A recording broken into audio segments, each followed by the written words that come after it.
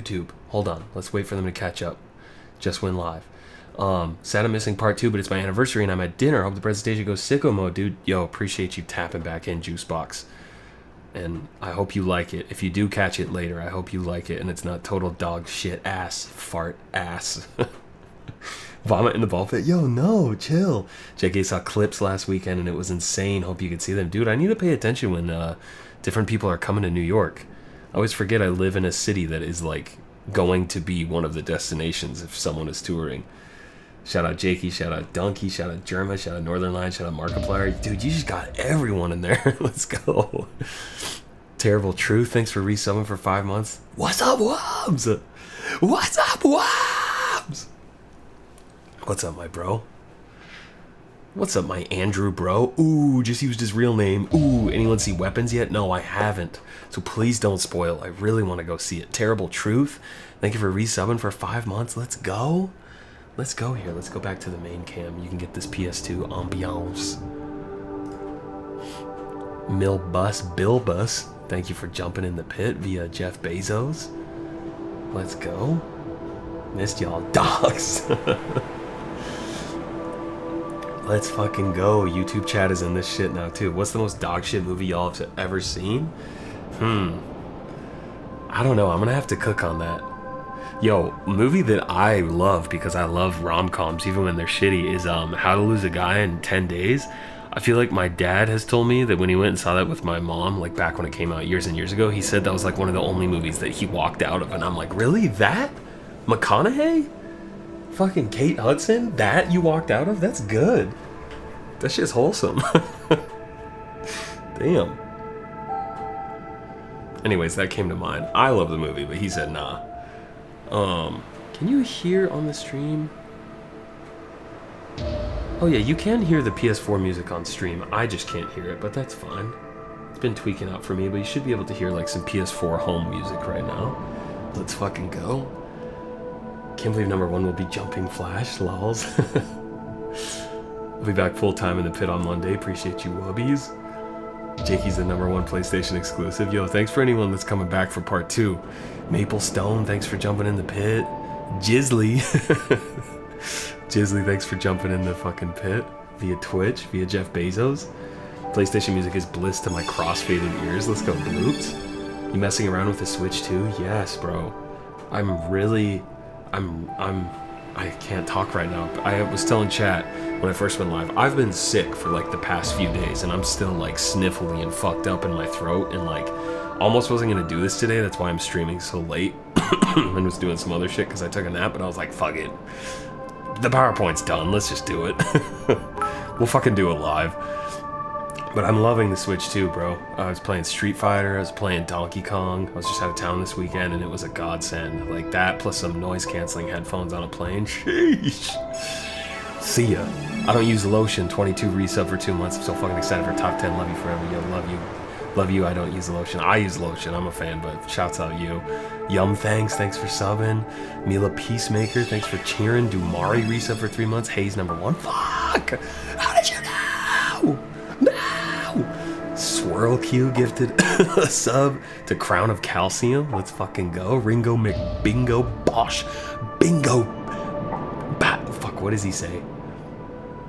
What does the one agent say on Counter-Strike? Bosch Bingo Bat. Goob can do it. Fuck, I can't think of it right now. Chat, will you type it in chat? You know what I'm talking about. One of the agents says it. It's like one of the... Am I having a stroke right now? Damn. Bingo Bango Bosch. Yeah, okay, that's what it is. Anyways, thank you, Ringo McBingo. Thank you, Farnix, my donation to the Titan Hollow Fund. Shout out One Pixel. Yo, appreciate you. Shout out One. Slow Bro Flow. Thank you for reselling for 3 months in a row. We back ready for the rest of this list. Yo, I hope you guys fuck with this. Hope you guys don't just hate me, but honestly, if you do, fuck it. It's my list. Who cares? It's not the end of the world. Mario from Mario Kart N64 on N64 donated through Super Chat on YouTube. Keep being dope and chill and sick and tight. Dude, I don't want to be sick anymore. It's been several days of this shit. I'm over it. I got a little tickle in my dickle. Palmy, I just want to say I like you, dude. I like you too. Thank you for donating money to my cause, which is What is the cause, chat? Get a bigger pit. Just buy a fucking big ass pit. Dan San on YouTube says, new JID blowing my back out, Naker Jaker. Holy God. Gonna have to check that out. Let's go. Wait, shit. Let me put the tweet out that we're doing this, because I'm trying to waste no time, chat. I'm trying to do this. And then, depending on how I'm feeling, because I do need to get my good night's sleep, depending on how I'm feeling post-presentation, we may also play Counter-Strike, because I'm sure Ricky, aka Big Body Operations, will be going live around the time I finish my presentation. So, something to think about, perchance, you know. What was I gonna say? Syphilis Wizard, thanks for jumping in the pit. Let's fucking go. Vala Pants with a 4, thanks for subscribing via Bezo mode. What's your album of the year right now, hot boy? Shit. I'm trying to think of everything that's come out. I mean, I feel like I'm still listening, not that it came out very long ago, but I feel like I'm still listening to Don't Tap the Glass. I'm still listening to Let God Sort 'Em Out. I'm definitely still listening to Alfredo 2. Perchance that is at the top. I'm fucking listening to that new Quadeka. That feels like a fucking... I really have to be locked in for that, because the production and everything, like, that is an album for these new headphones that I just got, dude. Because his production is just like, I can't even track what's going on. It's so good and it's so crazy. So I feel like that's taking some time to really digest, but I'm really blown away. Snakes on a Train, thank you for jumping in the pit. Neon Annihilator 2, thanks for resubbing for 3 months. Naked Jacob and Solid Jacob and Liquid Jacob. Hey, yo. I don't want to meet Liquid Jacob. What's that guy up to? Appreciate you. Sneaky Cloud 777, thanks for jumping in the pity. Crusty Bread, welcome. Wow, you guys are going crazy. Snakes on a Train. Jonas Butterflies tip. Jake, your last one is reinforced why I need to buy a PS3 just to play Eco. Oh yeah, for the remaster. And that wonderful song is the sample in Legendary Member with Blade, Tyboy Digital, and Young Lean, Echo 2K. Also, how do I ask a coworker I'd like to hang out? Damn, lot of info in that one message. Yes, dude, the Eco soundtrack has been sampled by Lil B. I'm pretty sure sampled, yes, like you're saying, by some sad boys. It's so good. As far as how do you ask a coworker you like to hang out, do you have a sort of like rapport at work already? You know what I mean? Anyone that yo, Chad, who's got a job? Anyone that has coworkers, you know what I mean? You kind of have like your work friends, or maybe you're like work flirts, and then it's kind of that thing where you reach a point where you're like, yo, should we hang out outside of work? I think it just kind of depends on the situation you're at. That if you're very friendly and joking around at work, that doesn't feel too hard to just be like, hey, do you want to do something this weekend? I don't know. Mr. McGreevy, thanks for subscribing. Under the Ring Pod followed. Shouts out. Dijon Bongo, thank you for jumping in the pit. K Wards, resub for 3 months in a row. Absolute peak to be here. Thank you for being here. Brian Mack, Bloodborne #1. Love you, hot boy. We shall see. Long Doggo Boy, thank you for Basil flipping. Jerry, dude, my child's college fund depends on this list for real, dude. Fuck. Listen to McGee, says YouTube chat. I have listened to some McGee and I really liked. It was after they played on SNL that I was like, who is this motherfucker? And then I listened to some songs and I said, I like this guy. Siziel, thank you for jumping in the pit. I am Serethsley, thank you for cheering. Wow, you guys just went crazy. You guys just went absolutely crazy. Sly Cooper 2, #1. Well, you probably missed the caveat at the beginning of the top 20, the 20 through 11, where it's Sly Cooper games I have not played. There's a lot of iconic PlayStation series that I haven't played because I didn't really have a PS2 growing up. And so, Sly Cooper games, Jack games, Ratchet games, I feel like especially the Ratchet games, people are like, well, you haven't played up your arsenal? And it's like, listen, you're valid. I'm just being honest with you. I'm not going to put a game on this list that I'm like, yeah, I saw it one time and it was good and everyone says it's good, so it's my list. It's the games that I've played, okay? But I am factoring in, you know, cultural importance along with personal, sentimental ties. So I'm trying to be subjective while being, or trying to be a little objective while being subjective. Will Zelda be on this list? Yeah, that's why Zelda's on the list. Thank you, Bunny Dudette. $10 through Super Chat on YouTube. Let's fucking go. Hero himself. Thanks for Basil flipping in this shit. God damn. Hi, Dad. Hello, Kill Chrisu. I'm trying to smoke that shit that made Jakey Nakey. I think the #1 game is going to be his favorite PS exclusive. Bro, honestly, I think so too. I I think so too. Mr. McGreevy, I remember commenting in your Dark Souls vid that it sucks you got polio. Sucks you still have it. Bro, I don't though. Where did you get the background footage? YouTube.com. Some generous souls that have uploaded videos that are like, here's 10 hours of the PS2 clock. And I say, okay, you bet. Timbo talking, resub for 3 months in a row, geeked up playing PlayStation all day. Hell yeah. That's what I'm saying. I just hooked my PS5 back up so I could hit some shit. Leaky Arsehole, thank you for jumping in the pit. Kill Chrisu, thanks for subscribing. You guys are going absolutely ridiculous. Mr. Jakey, would love your opinion on yearly release sports video games. I Madden, 2K, FIFA. I get the love. I was actually just talking about this with a friend where it's similar how I feel about Call of Duty, where it's a game that is doing something and filling a space that we all really love. Like, no one can do Call of Duty like Call of Duty, even though they have a bunch of cosmetics and a bunch of shit, and the launcher is super annoying. So it's like, they rely on that fact to then do the yearly release where it's not actually better. And I think a really good example is a friend of mine was talking about how, was it last year, the year before, where they came out with college football like 24 or 23, and it was the first time in a while that a football game was actually like really good, and they took some time on it, and everyone was like, this is so great, this is such an improvement. And then they came out with another one a year later, and it's just like, you can't make a game in a year now. Like, do you not see how many people are getting laid off and how long it takes to take games? Like, if EA is trying to pretend like, hey, we improved it so much that you should pay $70 again within a year, that's not real. Like, that's just not actually possible. And sure enough, the one that followed up, the one that was supposed to be really good, he was saying is like a disappointment, and it just, there were new problems. It didn't really fix the other problems. But yeah, so I think that's how I feel about it. That I'm like, I think those games should exist because sports games are fun and Call of Duty games are fun, but I don't think the yearly release is good for anyone except like the execs' wallets. I think it makes people crunch, and it makes the game suck. Even when they have several studios doing it. It's just like, games take so long and are so expensive to make that we're not in the days of like, they made Majora's Mask in 10 months or whatever. It's like, we're not doing that anymore. And if you do, you better be really fucking creative. And like Tears of the Kingdom reused so many assets and the most of the world from Breath of the Wild, but still took a really long time because they wanted to make the most impressive physics engine ever, you know? I don't know, now I'm getting off the fucking point, but yo, what's up, Savior? Love you, Goat. Excited for this list. Thank you for everything you do. Yo, appreciate you, Savior. Shouts out. I see you in Shig's chat. Let's go. I am Serethly.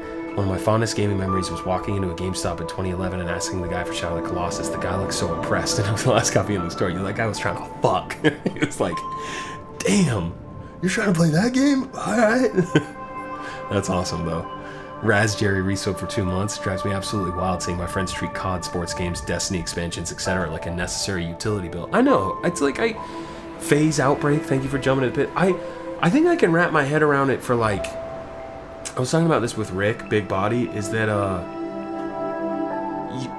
the nice thing, I'm not saying you should, but I can wrap my head around the fact that like when you buy the new Call of Duty, at least you know it's going to have a big player base and everyone's playing that. And so if it's this cyclical thing where it's this comforting thing that like a new Call of Duty means hopefully new maps and you get to grind all your guns again, even though most of them feel the same and are just reskinned or whatever, it's like I can wrap my head around like you're really paying money for the social experience and all my friends got it, so I better get it too. Like, I get that. I don't support it, but it's like I get it. But I think that when everyone is falling for the same trap and then everyone's pissed off that it sucks, it's like, well, you guys are also the reason why it sucks because you keep buying it. So that's why in so many videos I'm such a fucking dead horse beater where I'm just like, stop pre-ordering games. Literally, that's all you have to do. Just even wait a week till after it comes out to see if it's shit. Just like, even wait like a day after it comes out because the reviews will drop and just be like, yeah, it sucks. And then, you know, COD is comfort food for the average gamer. Yeah, it's like, I get it though. Like, I'm not criticizing it because I do get it. Shit, I don't know. Also, it was raining a lot a second ago. If you hear the rain, I'm sorry, but maybe it will add to the vibe. Oh, my AC is gonna be loud as shit because it's full of rain. Yo, shout out Heavy Rain, number 20 on this list. Maybe it'll quiet down in a sec. I got really hot, so we gotta let it blast. Dead horse feeder. Also, again, sorry I'm sniffly and coffee. This is not This is not my top form. Looking forward to the Max Payne remake? Hell yeah. Honestly, just so it's easier and more accessible to like recommend to people. That there's, you know, like a new version that is easy to set up or run on console or whatever. Because the first two are definitely like, if you boot them up now, they run, but like there's weird shit. Like the video settings are fucked. The mouse sensitivity is super sensitive and crazy. Like there's just all these little quality of life things that could be improved for sure. I think it's definitely deserving for a remake. This is very cozy. Hell yeah. You like my little AC fucking being wet and drippy. Shorzy, thanks for jumping in the pit. Dirty Gushy Kid, that's a crazy name. Thanks for jumping in the pit. Phase Outbreak, Mr. Destructoid 100. That's a fucking emote that I just said out loud. Shane Garcia, do you consider Bully a PS exclusive? I never played Bully. That's another one I'm embarrassed about, but I'm pretty sure that was on Xbox as well, right? Let's look it up. And on Wii, but it's like, does the Wii count as the 360 era, the PS2 era? Yeah, it was on, well, honestly, I think had I played it, that one might count because it wasn't on the Xbox, it was on the 360, the Wii, and I would consider Wii like 5th gen or whatever one is after PS2, 6th gen, 7th, whatever fucking one it is. Yeah, so I think that would fit under my rules, but I'm just gonna tell you right now, I never played Bully. So, all right, with that being said, shit. Meatloaf McGee, thank you for jumping in that bump pit. Cheddar Robert, thank you for resumming for 2 months in a row. Wet and Drippy is a fire album name, for sure. For sure. Couldn't miss this. I cry if no Infamous. Ooh. Oh. I ain't gonna lie to you, dog. Infamous ain't in this. I'm just gonna tell you right now. But I try to let you down easy. Let's fucking go. Alright, well, I say we... Brutal. I'm sorry, bro. I'm sorry, I'm just being honest with you. They made fucking Ghost, and I love Ghost. That was already on the list at number 11. That's what we left off on, and I feel like Sucker Punch deserves for me to go back and play Infamous, but I'm not gonna lie to you, just to be cool, man. Yo, I don't know if I should say that name. JAP 2001, thank you for jumping in the pit. Heliad, thanks for Bezo flipping. Jill Sandwich, I know you, thank you for subscribing. Travis Touchdown Mo, thanks for subscribing. Arbitoire 2001, thanks for subbing. Wow, you guys are going nuts. What the fuck? Bobby the Fett, thank you for gifting a sub to Squips. Blue Tsunami, thank you for not lying to us. I got you. And thank you for subbing. Rickster 3141. Sounds like a Star Wars bot. Let's go. Let's fucking go. Well, now I'm getting too fucking cold. It's always too hot or too cold in here. Okay, chat. We're approaching presentation time. I can feel it. PlayStation Home, number 1, obviously. Fuck, I forgot about that game. Honestly, didn't play it that much. But it seemed like a neat idea. Gilly. Oh shoot, dang, late night Jake the Snake, and I'm not at work. Good lord, let's open this fucking pit up. What's good, Gilly, my bro? Yeah, dude, late night because I was napping and doing chores, and I've been sick. And I almost didn't go live tonight, but I was like, fuck, I got stuff to do tomorrow. We already got the PowerPoint done. Let's just fucking do it. And I might play CS after the presentation with Rick if he's down, but I'm gonna be real with you, chat.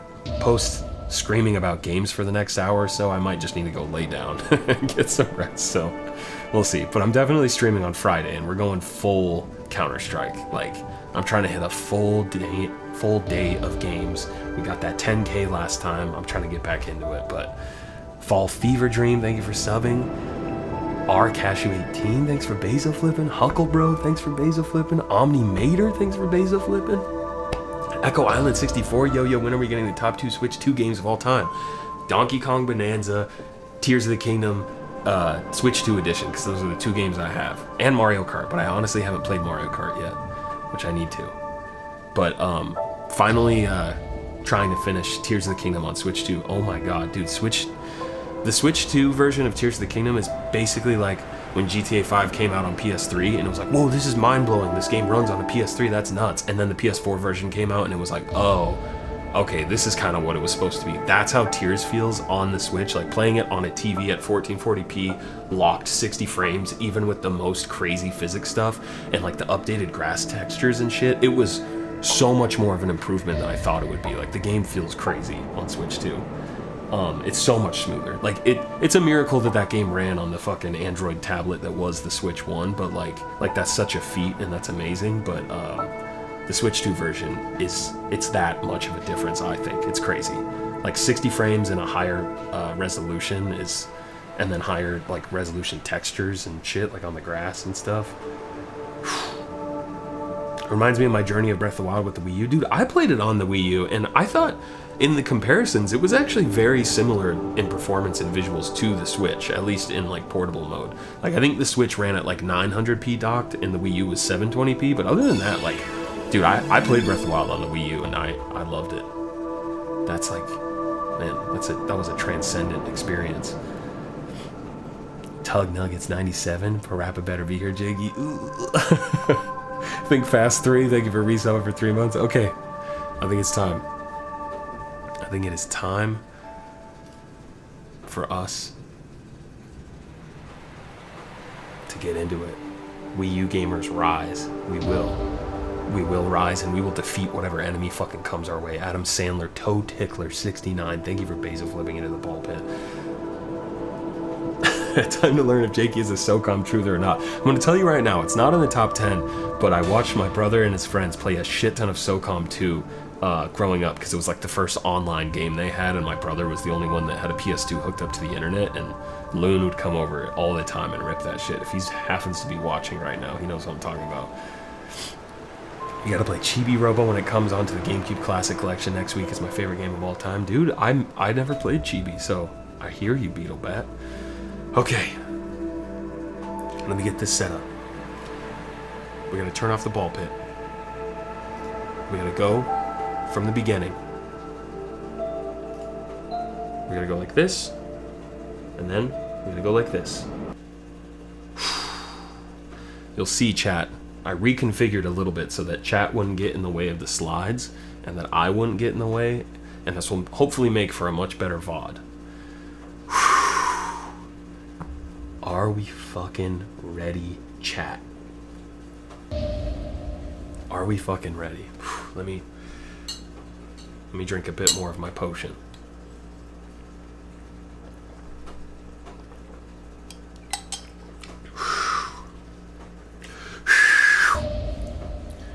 Let's go, Bubblegum. Thank you for basil flipping. Bake Up Jerry Live. Thank you for basil flipping. Okay. Do you think you're ready this time? Bitch. Well.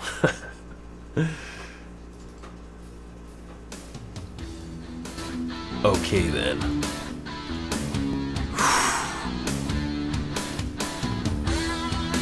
Let's fucking get some claps going in the fucking stands, everybody. Come on. Let me hear you. Is the music even playing through this right now? Okay, it is. Let's fucking go. Hey! Clumpy!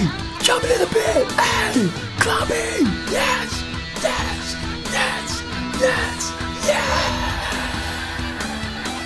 Let's fucking go! Slap. Okay, everybody. Calm down a little bit. It's not that crazy. Okay. Just a little recap of how we're doing this, you know. Games are rated by their lasting impact. Do we still fuck with them? The gameplay and the quality, considering when it came out, but also if we go back to them right now, will I actually want to play them? Or will I feel similarly about them? Parappa the Rappa, number 1, or I'm unsubbing. You're like the 4th person to say that, and I'm getting really scared. Thank you, Geckos321. I have listened to Romcom Holy shit! 100 or Let me more pause times. this. It's awesome. Thank you for all the laughs and entertainment. I'm happy I found that you stream. Hope you're well. Damn, Chuck. Thank you so much. $100. I've listened to Romcom probably 100 or more times. So that's $1 per listen of the whole album. And it's not long, but it's not short. Thank you for all the laughs and entertainment. I'm happy I found that you stream. Hope you're well. Thank you so much, Chuck. God damn. That is so generous. Am I about to count to 100 for Chuck? We're about to do it, chat. We've done this before, and I feel like, why did I even have to say it out loud? 1, 2, 3, 4, 5, 6, 7, 8, 9, 10, 11, 12, 13, 14, 15, 16, 17, 18, 20, 21, 22, 23, 24, 25, 26, 27, 28, 29, 30, 31, 32, 33, 34, 40, 41, 42, 43, 44, 45, 46, 47, 48, 49, 50, 51, 52, 53, 54, 55, 56, 57, 58, 59, 60, 61, 62, 63, 64, 65, 66, 67, 68, 69, 70, 71, 72, 73, 74, 75, 76, 77, 78, 79, 80, 81, 82, 83, 84, 85, 86, 87, 88, 89, 90, 91, 92, 93, 94, 95, 96, 97, 98, 99, 100. I really appreciate everyone in chat that is trying to count along with me. You guys really synced that up a couple times. That was really impressive. Thank you so much, Chuck. Gilly, this just went 0 to LMM event is 60 seconds. I'm totally ready to sell Tupperware for you, King. What the fuck? I don't know what half of that means, Gilly, but thank you. Bilbo Saggins, congrats on your graduation from grade 13. Thank you for noticing. Okay. He noticed. In top 20, we were grade 13. Some things do change. Some things do change and some people do grow. I think I missed some shit. Clompy, thank you for jumping in the pit. Owen ZR, thank you for Bezo flipping. Let's fucking go. The Tank 1031, thanks for flipping into the pit. Tom Video Gray, big up to the Big J. Thank you, Big T. Gilly, multi-level marketing scheme. Oh, shit. Okay. Yeah, I fuck with that. Okay. Let's keep it crocking. Okay, gameplay quality, both then and now. Obviously, personal love and connection. That's, I mean, that, at the end of the day, we can consider all of these things, but I'm going with my gut of just like, what game do I not want to exist on this planet? I think is a very simple way of putting it. Like, they're kind of ranked on like, okay, I could do without this, but not, I don't know. You get what I mean. Okay. Ground rules, once again. Needs to have console exclusivity for that generation of PlayStation. So even if I got a Windows port or future remaster on Xbox or Nintendo, that's fine, as long as it wasn't during that gen. You follow along, kids? Solid Sad. Next album win. Love everything you do. Thanks, Jay. Appreciate you, Solid Sad. I'm working on it. That's all I can say, but I'm working on it. I'm trying my best. Shit, the song ran back. Let's fucking go. Okay. Example, GTA Trilogy not counting even though it was PS2 exclusive at first. If not, bet your ass all 3 would be on this list. Same goes for Resident Evils, etc. Need to take a breath. My sick chest, nose, and cough are taking a toll. Okay. Chat, can you do a drum roll in chat? I didn't queue up any sort of sound effect, but if you guys can like do a sort of beatbox drum roll. Drum roll, skirt, bong. Okay. All right. And for number 10, The Last of Us Part 2. I know. Listen, chat. I am surprised as you are. I know. Look, this is... I've thought about...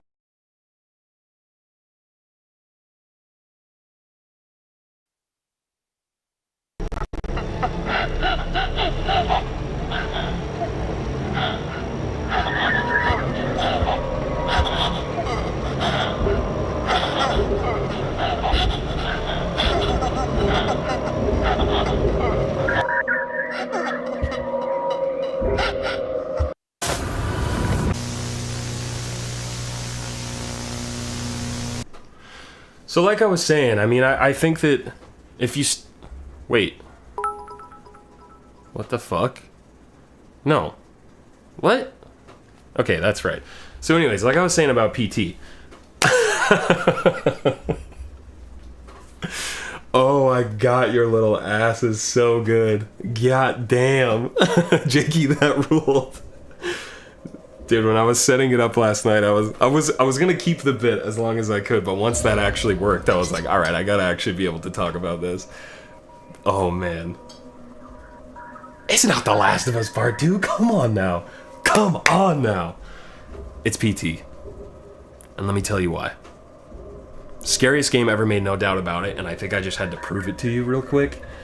With, I think part of the reason I need to be able to talk about this little prank that I did is because as I was setting up the duplicate scenes last night to like do that, I fucking scared myself because I had to download clips of her and place it and do all this that like when I went to bed already sick and having weird sick dreams, I was like, why the fuck did I just stare at pictures and clips of Lisa for like 3 hours? PT's still the scariest game I've ever seen. Let's go. Yes, okay. So, Arbitor 2001. Thought my Wi-Fi was failing on that Wii prank. Let's fucking go. Muscular Cabbage became a member on YouTube. Gilly, first reason you will shit your pants. Second reason you're gonna shit your pants. Yes, dude. Hall Frats, thank you for jumping in the pit. Yelling at X Games mode. Okay. Let's talk about it. Scariest game ever made, no doubt about it. I feel extremely confident in that, and I feel like that little bullshit I just pulled is exemplary Jakey, your audio of that. cut out maybe glitch. Where Last of Us 2? I don't know, Johnny Tsunami. It's such a good game. I don't know what happened.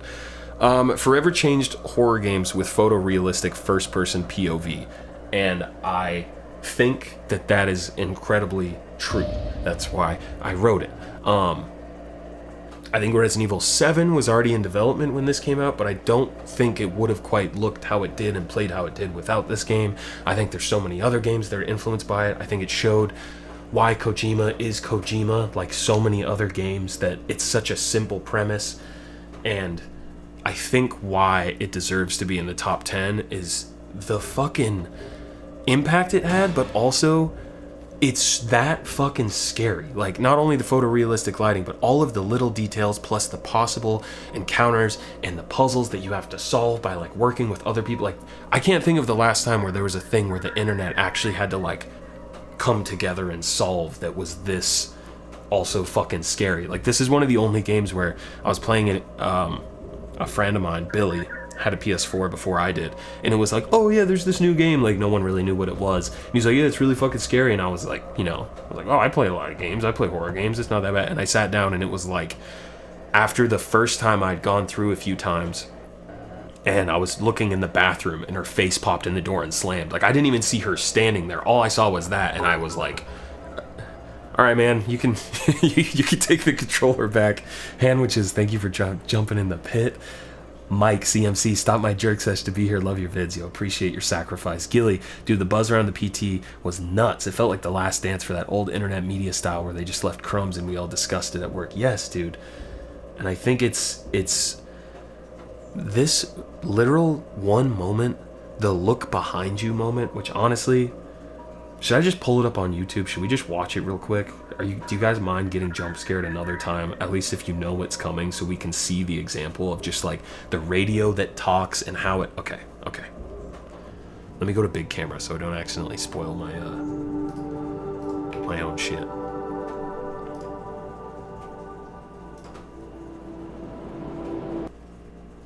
Oh, it's me. Okay. This was one of the mini clips last night when I was like remembering all of the different stuff in PT that, oh my god, just the radio. For context, the radio is chatting through a lot of your playthrough when you're going around. I also saw this when I was reading about it, that someone pointed out, every time you do the loop, if you've played it, you remember, it ends with a little staircase going down. And someone pointed out on this forum that, like, when you think about it, if you're doing the loop over and over, you're kind of just going down and down and down and down, like you're truly descending into hell. And there's all these little details like that, like, quality over quantity. Like, this is not a long game, but oh my god, I think it is the scariest game ever made. This is already spoiling what happens here. His 6-year-old daughter had the good sense to hide in the bathroom, but reports suggest he lured her out by telling her it was just a game. The girl was found shot once in the chest from point-blank range. The mother, who was shot in the stomach... Fucking cockroaches on the wall. Starts saying devil numbers. Scene after neighbors called 911 found the father in his car listening to the radio. Several days before the murders, Nick was behind you. Fuck this game, dude. And it's the most obvious thing that you're like, I know what's gonna happen, but you're still like... oh my god, dude, the guy was trying to avoid it as much as he could, and it's still just like, oh. Okay, hold on, I gotta show you another one. because I think one of the ones that truly fucked me up, yes. Oh my god, just that first one. No, but the one I wanted to show you is the fucking chandelier falling. Yeah, this shit. This bullshit. You're walking for the billionth time. There's writing on the wall. You turn around. Oh, who's standing above? This was the shot I think gave me more nightmares than any of the other ones. And this person cranked the bright. They bass boosted it so you could see. Oh my god. Okay. You get the point. Sorry if I gave even more people nightmares, but the audio design, 11 out of 10. Yes, dude. It's quality over quantity. It's a demo. It's the only demo of its kind. It's that important. I had to put it at 10. I put it, trust. I put a lot of thought into this. I put it over games like Tsushima, God of War 2, all those, because I think that it is that important and that unique, and fuck it. I stand by it. There's nothing else like PT, and it was a PS4 exclusive, and you can't even play it on PS4 anymore. It was exclusive to that time, too. That's as exclusive as it fucking gets. Just Jack GD, thank you for jumping in the pit. Mr. McGreevy, dude, no shit, I played it at my mate Billy's house too. I remember trying to figure out talking in her microphone shit. Yeah, dude, I'm not even talking about that part. Like, there's so many crazy mysteries and ways to solve them. Oh my god. Valo Spiff, thank you for jumping in the pit. Gilly, BRB Diapers Full, empty that shit out. Noah Van Nest, thank you for becoming a member on YouTube. Okay, let me get my presentation back to where it needs to be. Okay. Continuing on. Fuck the look behind you moment, now you know why. XX420 Scuba Daddy 69. Hell yeah, let's get underwater and weird with it. Thank you for jumping in the pit. The internet scramble to solve the puzzles and complete it was electrifying to follow. Yeah, I basically already said all the reasons. There's still nothing quite like it. Okay, I gotta remember to do these bullet points as I'm yapping about it, but you get it. Okay. The nightmares are over. I promise I'm not gonna scare you again. Fortunately for you, that's it. Okay? Whew. Let's take a breath. Let's take a breath. Let's get some 9s in the chat. Turn a 6 upside down. That's a 9 now. 9 time.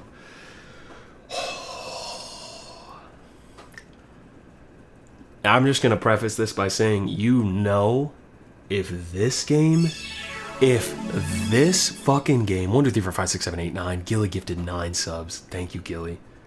The ball pit appreciates you. Let's fucking go. Travis, touchdown mode. PT's hidden meaning by the great debate is a good watch. We should watch that. I would love to learn everything I can about this damn game. Kojima directing Silent Hills, Del Toro attached, Junji Ito on Monster Designs, generational fumble. Dude, for real. And I think that I hope that if I can have one little what is it, Sisyphus? Did I say that right? Pushing up the boulder, that it's like obviously not going to happen, but if I could have one little extra push to make Konami somehow offer enough money to get everyone back together and just keep going from where they're at. I know that is like near impossible, and I'm sure a lot of it is lost or whatever. Like, that'd be up there with Half-Life 3, I think, for a game being like, oh my god, they actually made it. Like, oh, man. Anyways, Billy Bills, thank you for jumping in the pit. The Speed Stick, thank you for resubbing for 3 months. Let's fucking go. You already know, if this is fucking number 9, we got some heaters on this list. Turn my bitch up. Turn my fucking bitch up. Come on now. That's why he's the GOAT! The GOAT! That's why he's the GOAT! The GOAT! I fucking love this game, dude.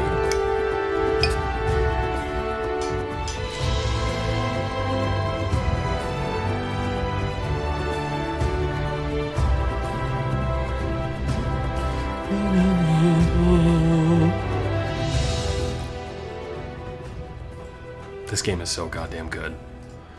Arguably the most important PS3 exclusive.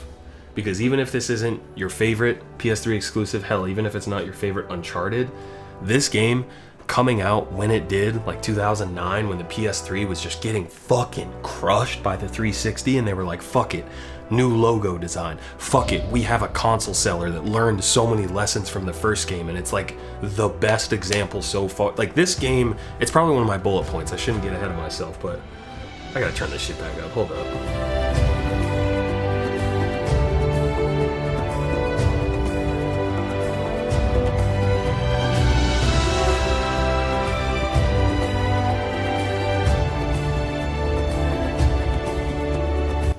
It made this shit makes me cry, dude. It's so good. If I could bang a game, this is the one. Facts. Such a good tune, dude. I've used this song in so many videos for so many reasons.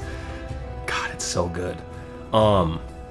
Billiam Lev, that's why he's the goat. Misfit Girl 66, thank you for resubbing for 2 months. Okay, what I was gonna say. The song is gonna keep looping and distracting me, but that's fine. Perfect pacing, so many huge lessons learned from the first game. I think so many aspects of this game, obviously there's better third-person shooters. Chloe's hot as fuck. Dude, so is Elena. You know I'm in middle school. You know I'm freaking loving that. There's things that so many other games obviously do better than this now, but the pacing, bro, the pacing of just like, it goes from this to this to this to this. It doesn't wander too long on this. This climbing section isn't a fucking billion hours long. This and this, like, oh, this is the template that I think this is one of my bullet points. So let's just see. This game single-handedly got me back into gaming. Music still gives me chills. Yeah, man. Hot Nuggies, thank you for subbing as well, along with the Dino Jones. Okay, Sriracha Champ, thank you for jumping in the pit via Bezos. Isaiah A. LMAO donated. My buddy showed me you back in maybe 18 or 19. Love your content. Also not dead as y'all. Awesome. Cheers, yo. Appreciate you, Isaiah. Let's fucking go. Mission Impossible basically lifted the entire train sequence. The game's still relevant. Yes, dude. Someone a second ago who said so many games had trains after this. Hell fucking yeah, they did. Black Ops 6 has a gunfight map that's on a train. That's like the best gunfight map. But anyways, this created the PS exclusive "You are playing a movie" template, for better or worse, because as we all know, there's aspects to PlayStation exclusives that are like, hold forward during this boring ass cutscene where Mary Jane sneaks around and you don't get to play as Spider-Man, and that's not great, but that was very important and unique for like what a PlayStation exclusive is, and I still love them even if sometimes they frustrate me, and this is the template. Before God of War 2018, before The Last of Us Part 2, before all that shit, this right here. Sostiak, thank you for jumping in the pit. Jalapeno, thank you for reselling for 3 months. Let's go. The set pieces. Oh my god, the falling building. I played this on a CRT. I didn't even have an HD TV, and this shit blew my ass. This shit blew my ass.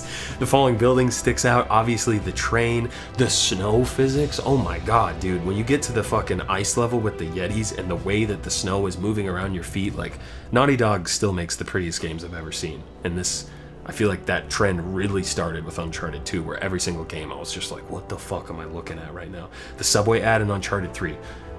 I mean, we're talking about Uncharted 2 right now, but I know what you're talking about. The set pieces, and oh my god, the fact that it didn't feel as sloppy as the first one and was actually fun in like a way that Gears of War was, but you also had the mobility of getting around cover and jumping around and stuff. And because of that, the fucking multiplayer, I put so many hours into, dude. I didn't play the multiplayer in this much in any other Naughty Dog game, but Uncharted 2 was like my Call of Duty, and dare I say I was pretty good at it. But the maps and arenas and the way that you could jump around them and like the sniper, oh, I love the multiplayer, dude. It was so good. And the game stood on its own so good without it, and it didn't even need to be that good, but it was. But Dingus, thank you for resubbing for 3 months. Let's fucking go. Okay. Uncharted 2. PT, Uncharted 2. Uncharted 2, such a good game. Such an important game. Played it a shit ton, single player and multiplayer. So good. So good. Did these games start yellow paint? Yes. I think especially the second one. It got more and more as they went on, but I think the second one really started that, like, ooh, there's a yellow flag. Maybe I have to climb up to this sign. Also, when, yeah, the car chasing you in the what city is that it like it's early on that the demo took place in, and you have to climb up like the street signs and stuff. Dude, blew my ass out of the water. Brontes, thank you for jumping in. I don't know why I said your name like that. Okay, but let me also just say this. I'm from Brooklyn. That's all right. Number 8, Uncharted 2. Amazing game. Super important game. One of Naughty Dog's best. One of Naughty Dog's best. Uncharted 3? Nah. Uncharted 4. They somehow did it better.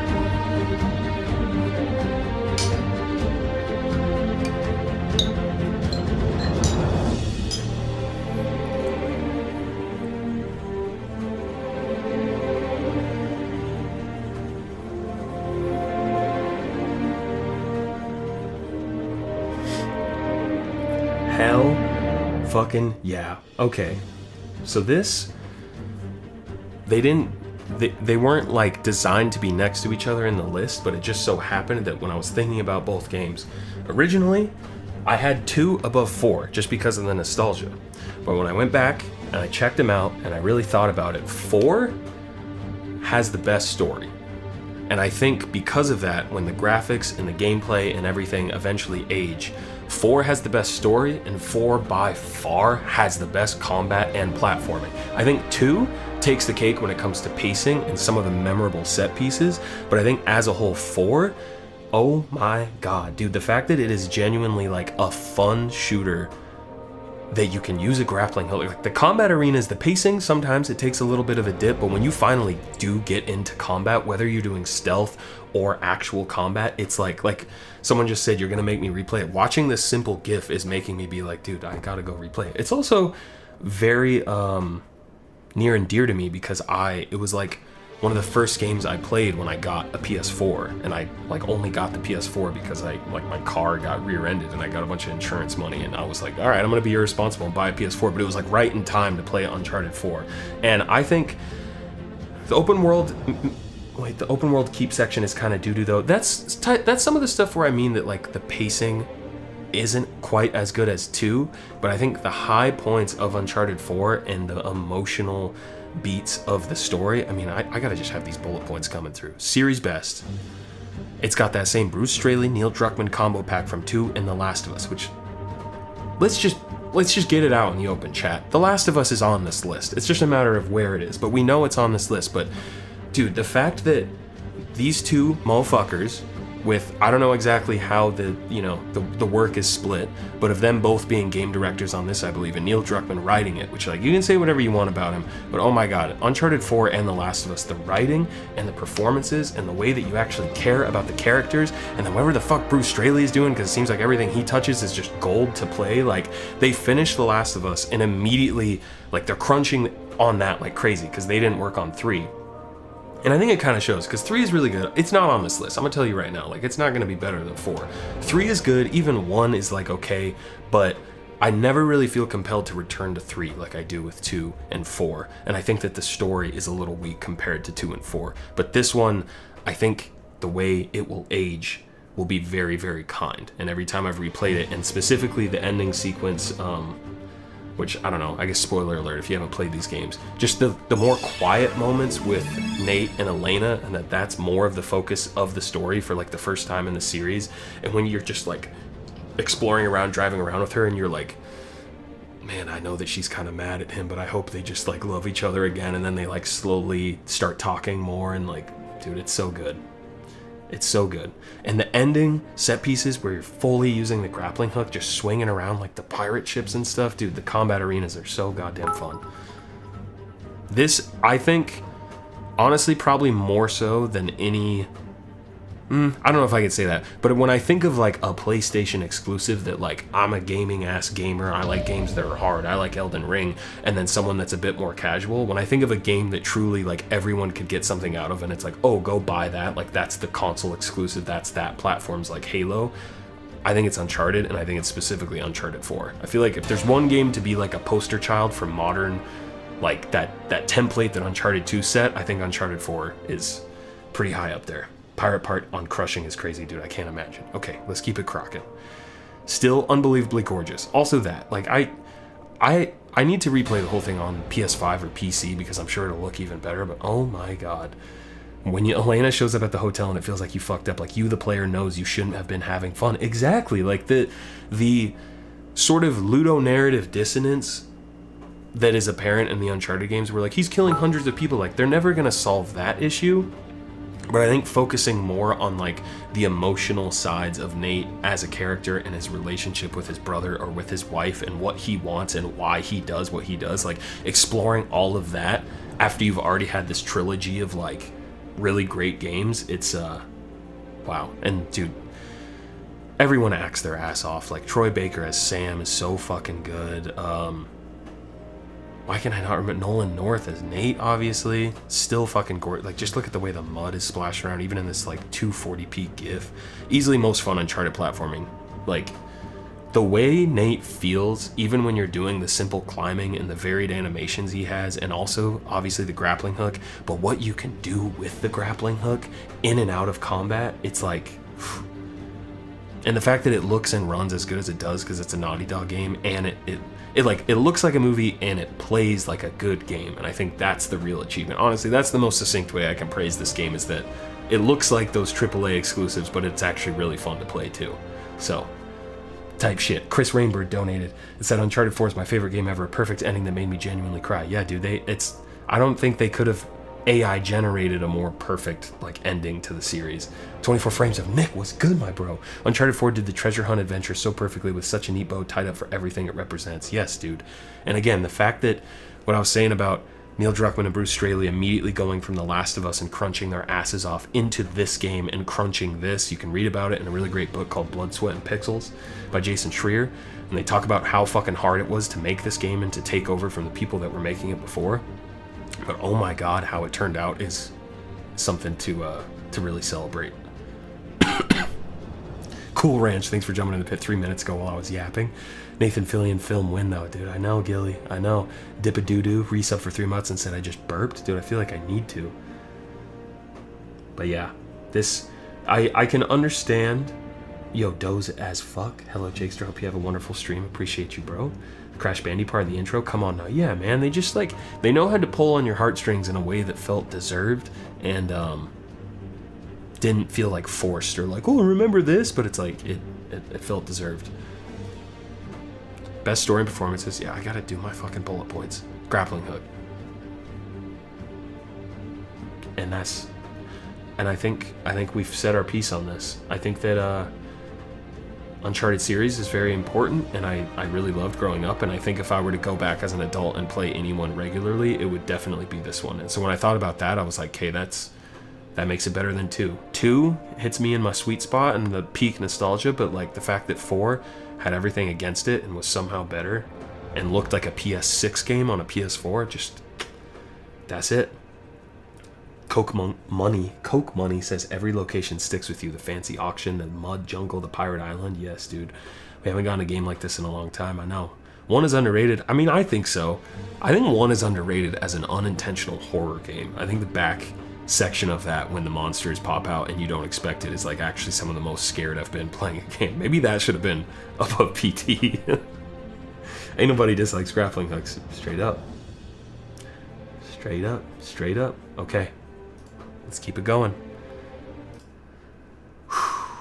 Number 7. Number 7. A very, very important game. One that... I mean shit. I mean hell. Metal Gear Solid 2, bitch. Metal Gear Solid 2.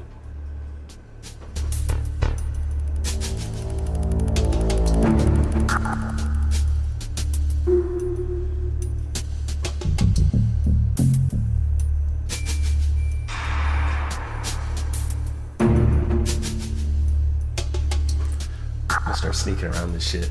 If this is number 7, what the fuck could be number 1? That's what I'm saying. That's what I'm saying. Hold on. Wait, MGS2 came to the Xbox, didn't it? I don't care that you broke your elbow and it came on the Xbox, okay?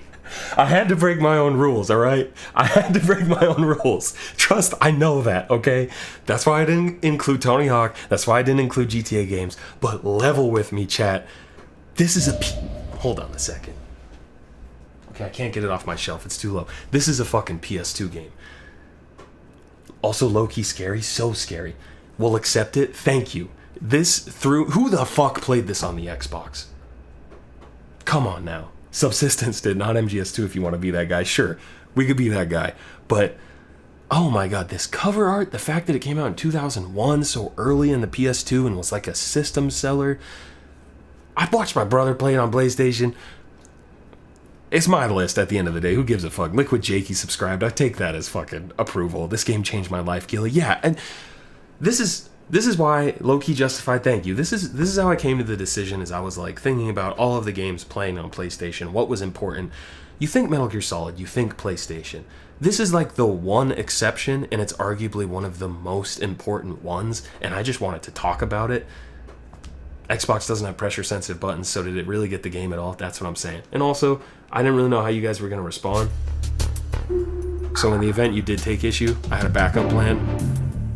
This game is too important to the PS2 library to not include. I'm sorry, bro. In my heart, it's a PS2 game. We will rewrite the history books. And you guys seem to be cool with that, but in the event you weren't, just pretend that it's Thrasher's Game Destroy.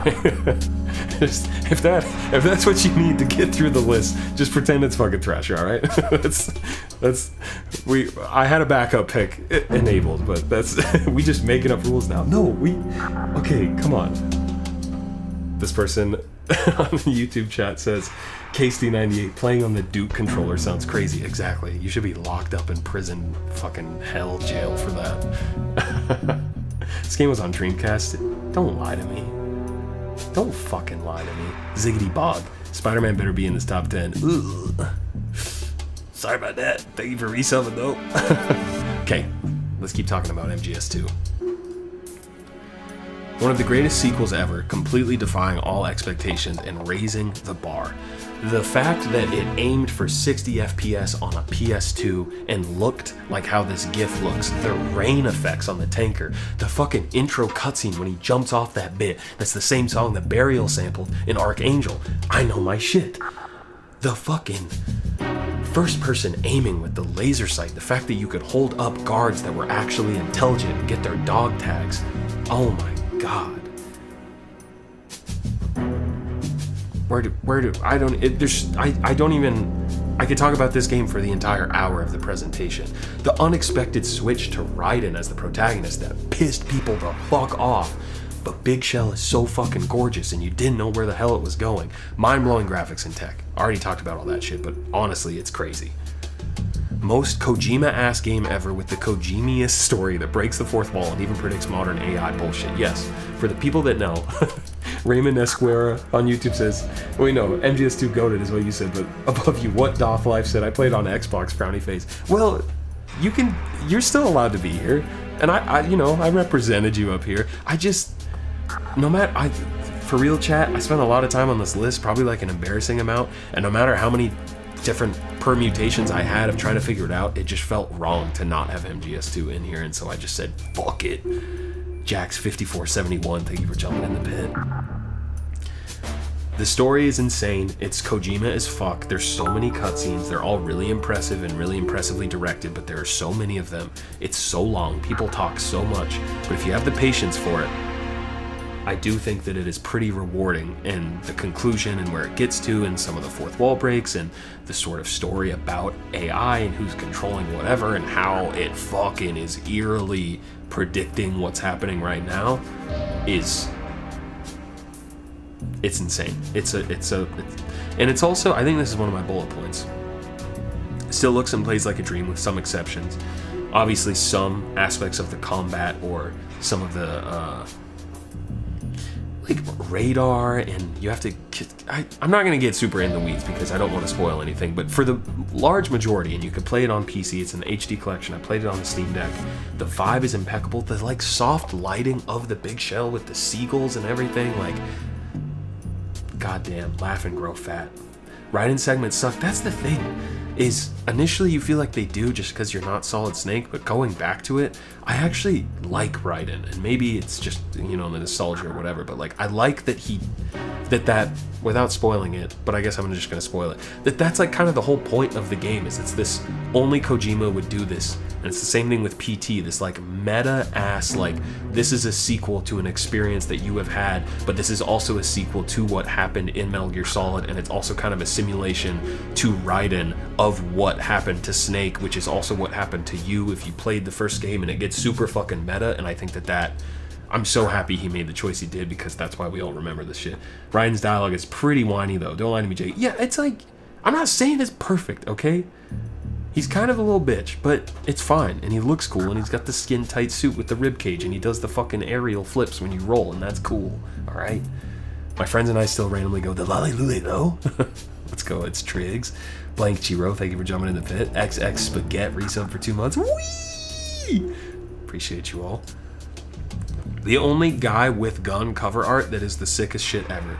Yoji Shinkawa, Kojima's bro, the guy who does all the art, even up to Death Stranding. He is the GOAT. I have a signed book from him. The way this gun looks, the orange with the white, that splash. Tell me you don't go into GameStop, see this, and go, okay, I'll buy a PS2. Like, this is like top 5 covers ever, and it's a guy with a gun, and I know I hated on that, but the composition of this and his art style, talk to me fucking nice, dude. Talk to me nice. Hold up, let me pull it off the shelf. I'll wiggle it out. Okay, I don't know if I'll wiggle it out.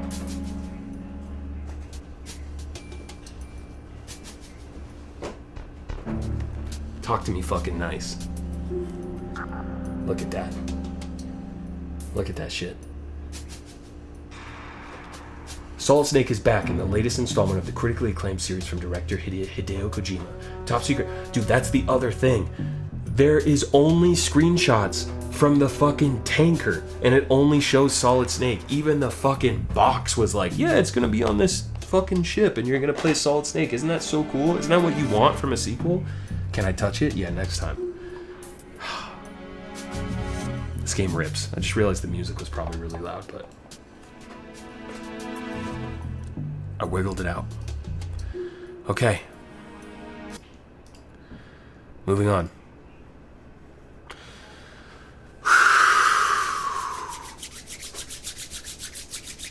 Alright, chat. No more cheating. No more cheating. That's the only exception. Shout out Paramore. That is the only exception. Technically it was on Xbox. The rest of these games, they're legit. I triple, double, dare, dog, checked. I'm misreading the back of boxes. Straight up. I kind of want to read a little bit more of the back of this. Features, new moves and infiltration methods, such as diving somersaults or hanging from ledges. That shit blew my mind. And using disguises. True. Dude, the fact that you could squeeze the triggers, and when you're hanging, you would pull up, and if you did that over and over, it would actually make your like... Yeah, it'd make your stamina gauge bigger, because it's like you're working out 100 times to level up. See? Powerful musical score composed by Harry Gregson Williams, Enemy of the State, Armageddon, The Rock. Type shit. God damn, this game is so... And the pressure-sensitive buttons, holding guys up. What the fuck? So, inside of this case, this would probably be on here if it wasn't exclusive, is Spider-Man 2. The correct disc, but also the Substance version from the collection, because I guess I got that at some point. So I must have moved at some point and put 3 fucking games in this one case. And they're going back in the same case. Also, when games had fucking manuals, that I get it's probably a waste of paper and a huge cost, but look at this. And look at how thick it is. And I'm sure there's zero mention of Raiden in the manual either. Oh? Actually, no. There is. It shows swimming, and he's there. Sorry for this tangent, chat. Yeah. Oh, actually, there's hella screenshots of Raiden on Big Shell. And the reason... Oh, and there's an instruction manga in this bitch, too.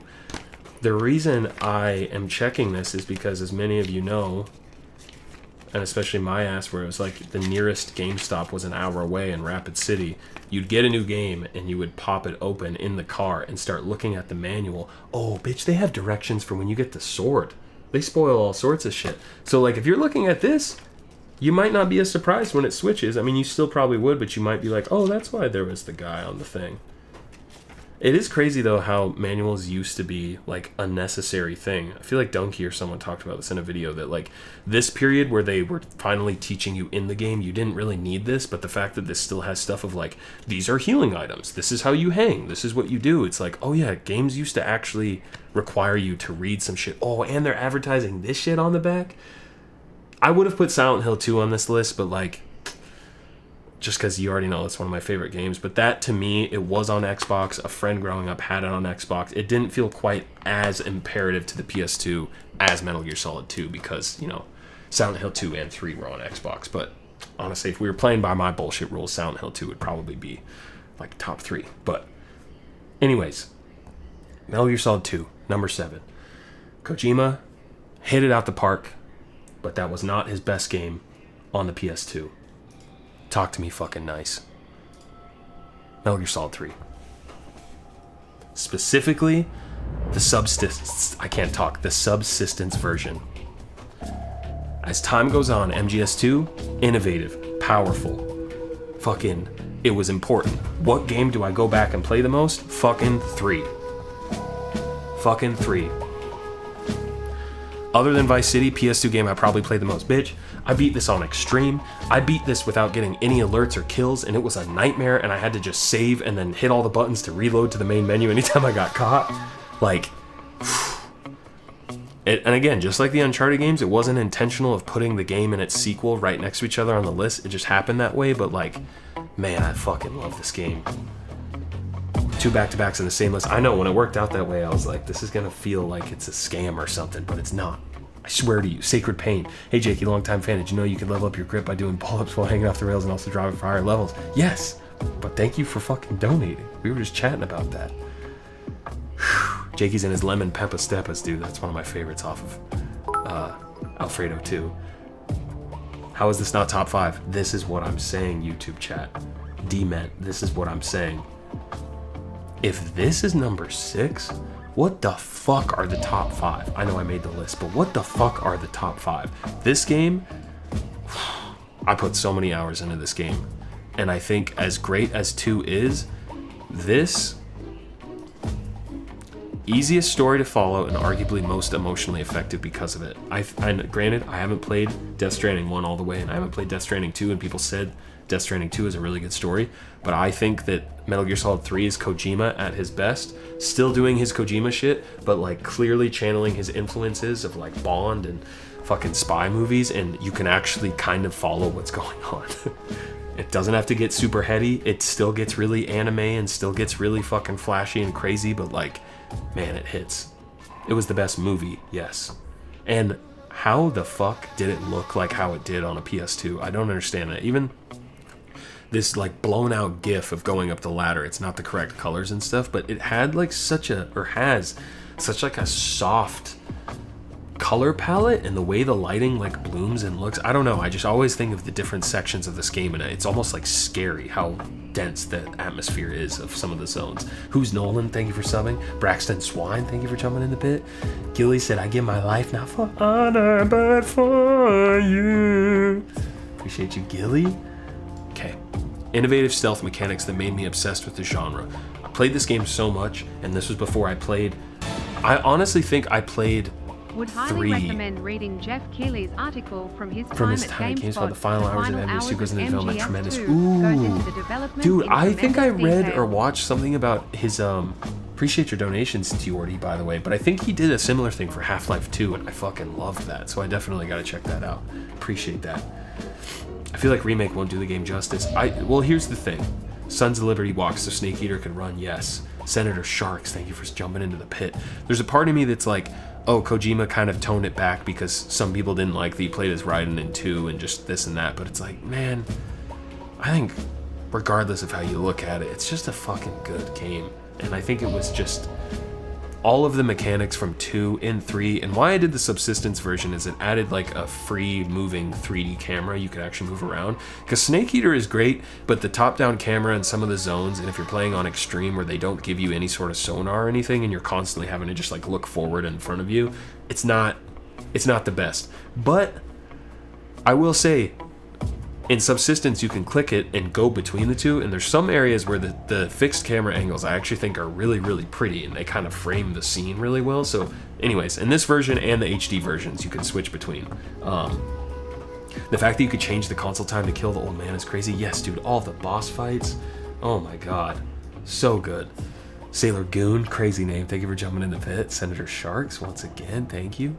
But yes, dude, I feel like this game really got me obsessed for a long time with modern stealth games. Like, if I didn't play this game, I wouldn't have gotten into Hitman, I wouldn't have gotten into Dishonored, I wouldn't have gotten into probably like Assassin's Creed games even. Like, I used to just replay the first zones, experimenting with all the different CQC shit you could do. You could interrogate them, you could choke them out, the pressure sensitive, if you press really hard, you'd fucking slit their throat, hold them up from behind, make them shake out their loot. Like, man,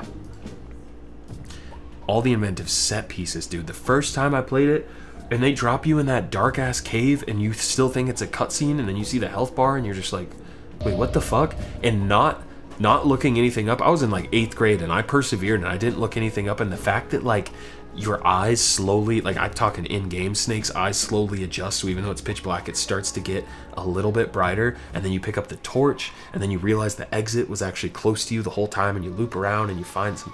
Jake, no spoilers, dude. I'm sorry if you're watching this list, I just assume you've played most of these games, but man, MGS3, I think it's got it all. Doomsday Prayer, thank you for subscribing. I just fucking love this game, and I love how it looks. So pretty for a PS2 game. It has a beautiful, soft look to it I can't even fully describe, like I was saying a second ago.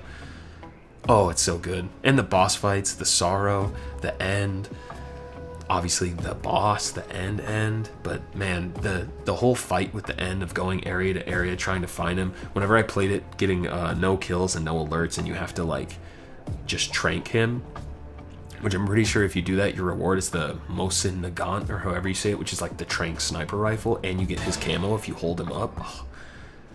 People are talking about how you could just change the clock on your PS2 to be super old, and then he'll just die, which is so sick too.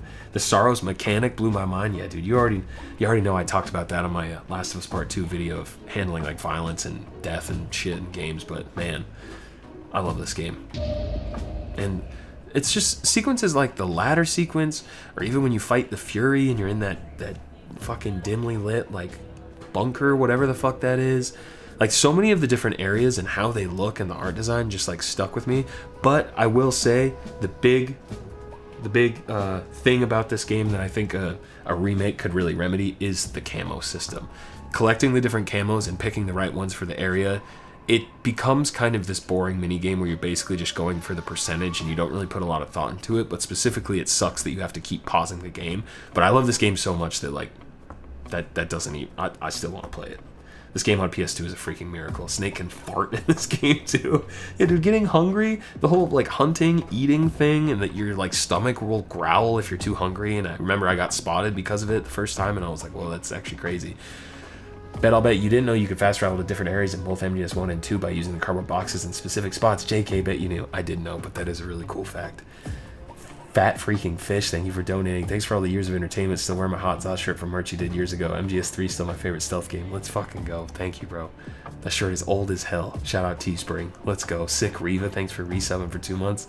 MGS3 goated, yes. I feel like anyone that has played this game, they know the face paint and camo. Yeah, it's you basically just like do whatever boosts the percentage. I wish that there's not much you could do about that, I guess, but unless it's like a super in-depth system. But just the having to pause to go through the menu gets a little old. But man, that's honestly the only real criticism. Manly reviews, bees. Yeah, dude, the fucking bees. This is the game that reveals the real gamers. Crouch walking.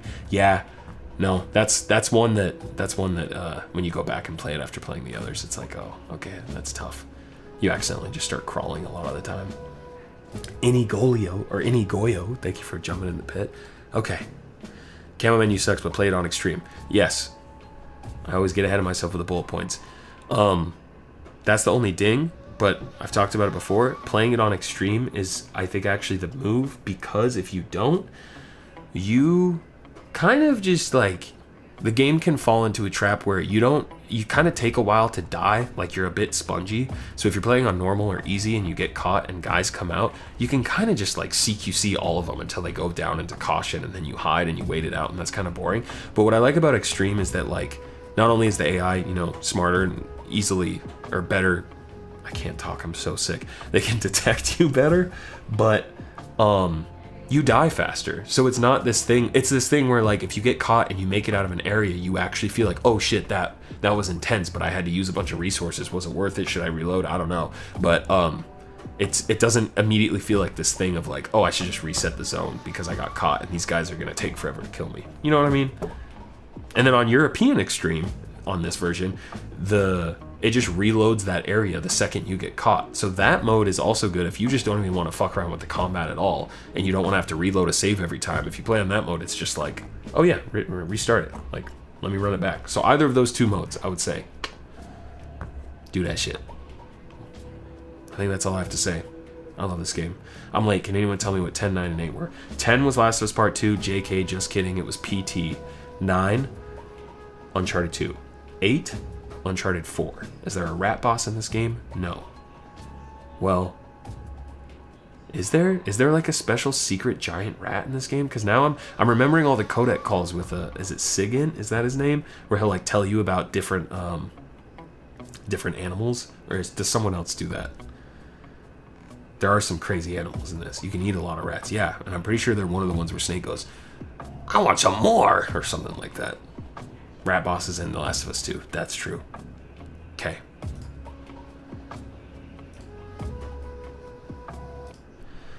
All right, chat. Yeah, crab battle. See, you know the scenes I'm talking about. We're gonna take a beat.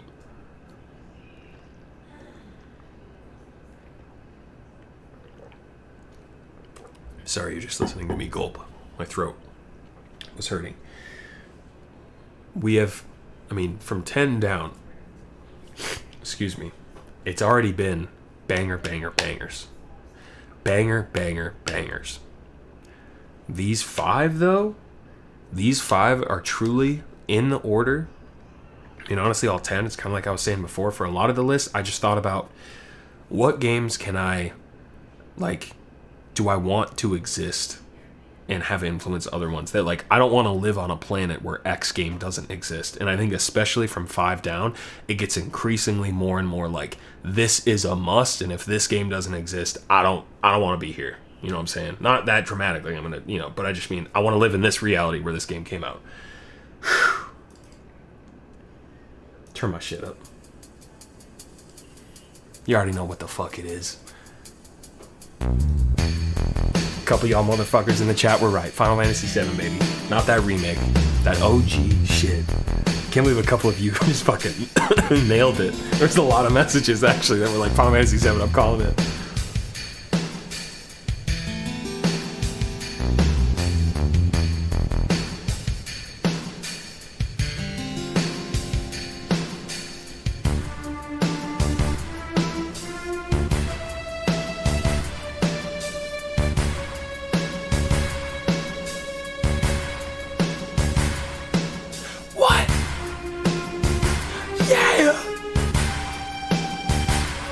Not even the game, just the OST. Dude, the OST alone, my god. Okay, let's chill. Bam, bam. I used to love RPGs, and I think the right ones, I still do. I need to play Expedition. I need to finish Baldur's Gate 3. RPGs are still amazing, but as a child, watching my older cousin play, watching my brother play, and then me eventually playing Final Fantasy VII, a couple times because my save got deleted, and I was playing the PC version originally. It was a whole thing, so I basically played through the whole game like twice or 3 times. I used to love RPGs, and it was because of this game. And I think even if, like I was saying, even if in its original version I don't necessarily want to go down, pause, go back and sit down and play this game. Part of me does, just for the comfort and nostalgia. The random battles and all that shit, play it on an emulator, speed it up, but like, man, the characters, the story, the universe, there's a reason this is the one that everyone still talks about, alright? Open car door into nuts. Resubbed for 2 months, wow. It's a crazy name. It's Triggs, makes my heart happy. It's top 5, an autographed copy of this game for Sakaguchi himself. Damn! Okay. Characters you care about in a world that is actually unique, varied, and memorable. I played a lot of 9. I don't even remember half of the locations that you're in, and that's not a dig on 9, because 9, I think, is the other PS1 game that I think is really special that Square made, along with like Parasite Eve. Neither of them are on this list, I'm just telling you right now. 8 is really cool for a lot of different reasons, but I know a lot of people really love 9. But 7 is just like, it's so unique, clearly pulling on different fucking cyberpunk references. Cloud's Buster Sword is fucking guts from Berserk as hell, and it's like, before I say it, it's probably on here. PS1 powered pre-rendered atmosphere that sticks with you and is low-key scary. It was like a technical achievement going from the Super Nintendo to the PS1. The way that they pushed the technology that sometimes pre-rendered stuff would start to move into a cutscene and it'd be the different layers of character models, which I also love. I like that there's like the little shitty version and then there's the cool like big battle version. I think that kind of stuff is really unique. Jenova was creepy as fuck. Dude, so much of the game was fucking scary. It's just, it has that memorable vibe and story that is obviously like, you know, very anime and can get very like hard to follow. I don't always want to use anime in a negative context because I love anime, but you know what I mean, that it can get really heady, but you can still really follow it and clearly know what's going on and care about the characters. Not to mention the soundtrack is like, I still listen to it, and the music alone is maybe why it's in top 5, but god damn. And the materia system is so genius and still fun to mess around with today. Obviously, there's like, people have figured out the best combos and stuff, but going from like a job system or the class system of the different like wizard, knight, whatever, to the materia where it's like, yeah, you should probably do this, but you could kind of do whatever you want, is so fucking cool, dude. And trying to get that fucking golden chocobo, trying to beat that ruby weapon, all that bullshit, all the mini games, the snowboarding mini game, getting to the golden saucer and just fucking around on a motorcycle, Knights of the Round, yeah, dude, like. And obviously it gets old watching the summon cutscenes over and over, and again, if I played it now, I'd probably emulate it and just speed it up or play the re-release, but like, I think especially when you're a kid and those cutscenes and the summon animations are just blowing your mind, you kind of let it go because you're like, this looks so fucking cool. Materia was low-key some Path of Exile type shit. I see you. I've only played a bit of PoE 1, but 100% slot them gems in. Umbraprina resubbed. I think I fucked up that name for 2 months in a row. Cloud Strife Frog Dance. Straight up. I still love Open Car Door into Nuts. Let's go. I just fucking love this game. This, when I think of,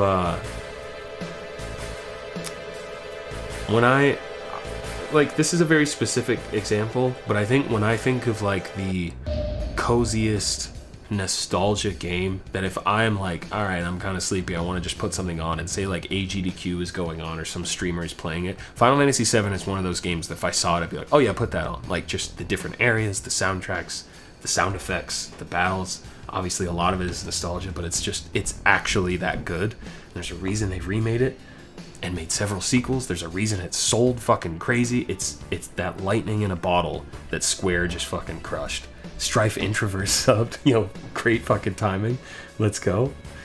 All of this without mentioning the unreliable narrator thing. Dude, yes, in the event that some people haven't played it, just like other games, I'll try not to spoil, but I think the twists and turns that the story takes and the way it sets up a villain and some of the sacrifices that villain is responsible for, or not his sacrifice, no one's sacrificing, someone dies, but wow, Jeebus, thank you for subscribing. And this was truly like, yeah, buy a PS1, play this fucking game.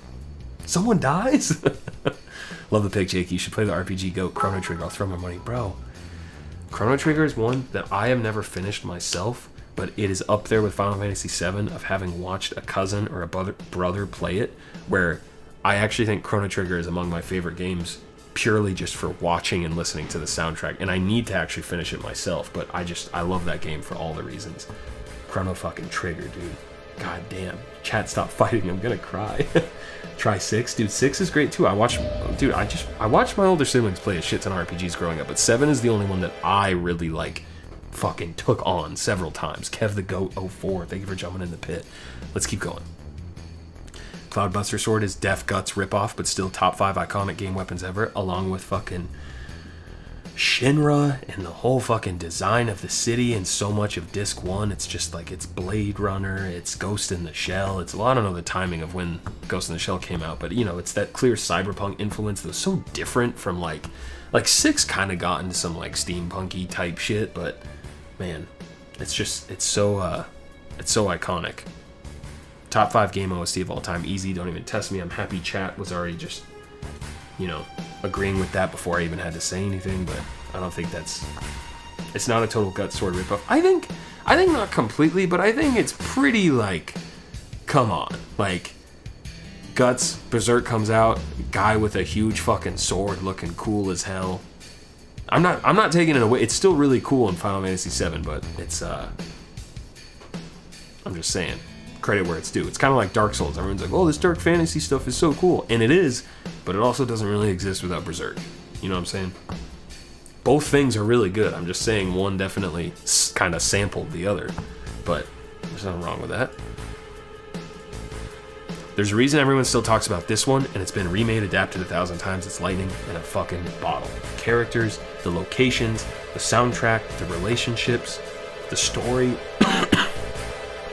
the designs, and Tifa. Let me turn my shit up. If you don't believe any of the other reasons, just look at the fucking screen, man.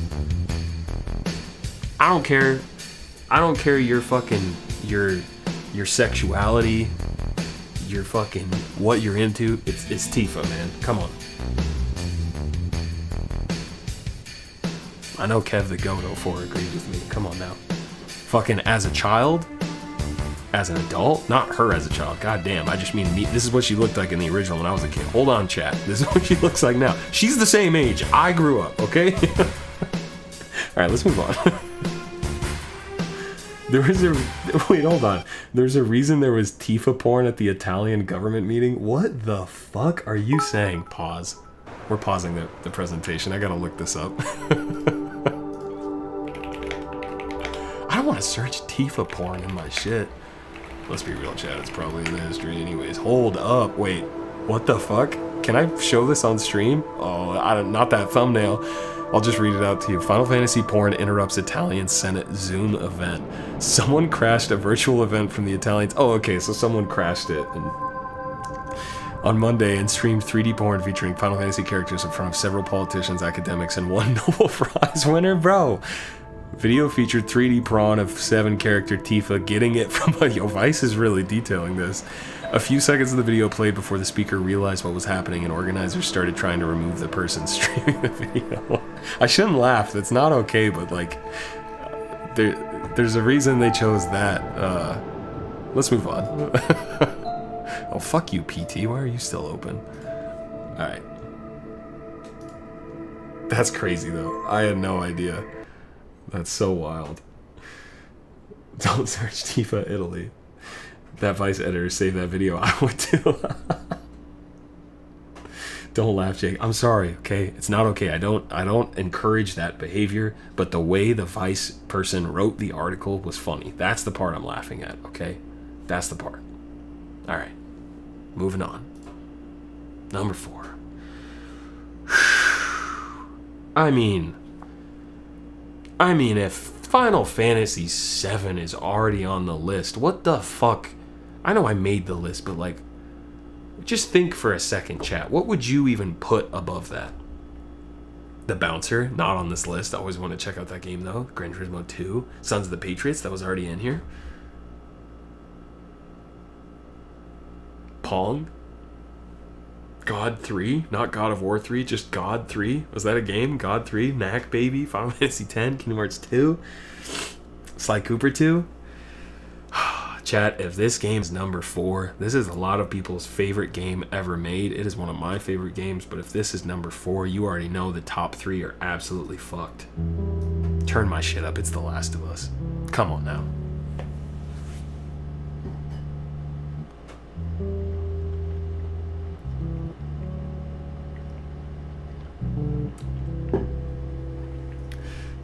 fact that this is a list about the best PlayStation games, and the game that people would usually point to as the best or of their favorite game ever made is number 4 for me.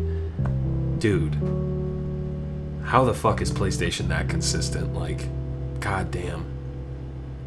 I love this game. I know I've said a lot, like many people, about part 2 and why I really struggle with it, and I still think about all that, but like the first one, and especially playing it when it came out on PS3 at 4, is wild, Jakey. I'm dumbfounded. That's what I'm saying. Bull and jelly, straight up. The remaster on PS4, just as good, if not better, but man, playing this on a PS3, 2013, wow.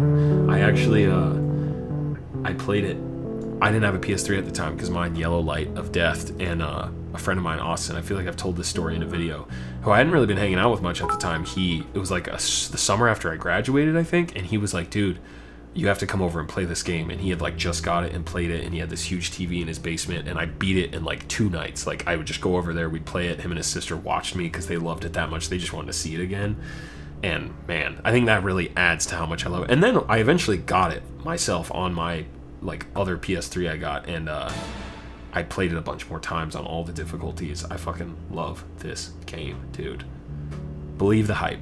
This, you know, getting ahead of myself talking in the Uncharted 2 part about like how that set the template and it was so good and blah blah blah. I was trying not to reveal that this, I mean, obviously you knew this was going to be on the list, but this is Naughty Dog's best game.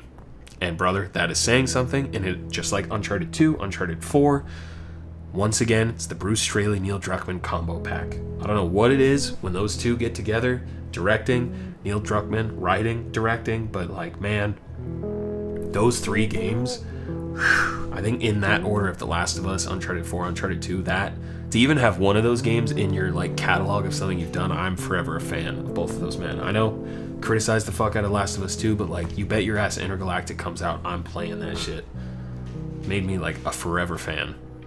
But man, this game is so good. Fave moment from The Last of Us? Appreciate you, Zachary Klein. I mean, I really think maybe it's just because this song, I think, plays in that moment. Let me turn it back up. I think it is the turning point of the game where you're like, oh, I'm gonna drop Ellie off at Tommy's, and then she has like the moment in the farmhouse where she reads the diary, and they have that iconic scene where she's like, everybody except fucking you, or wherever she puts the fuck word. And then when you like bring her back to Tommy and he's like, go ahead and dig this, she's gonna get on my horse, and you're like, oh shit, we're still going. And that like that scene, and where you don't really know where the game is going anymore, and it was just like,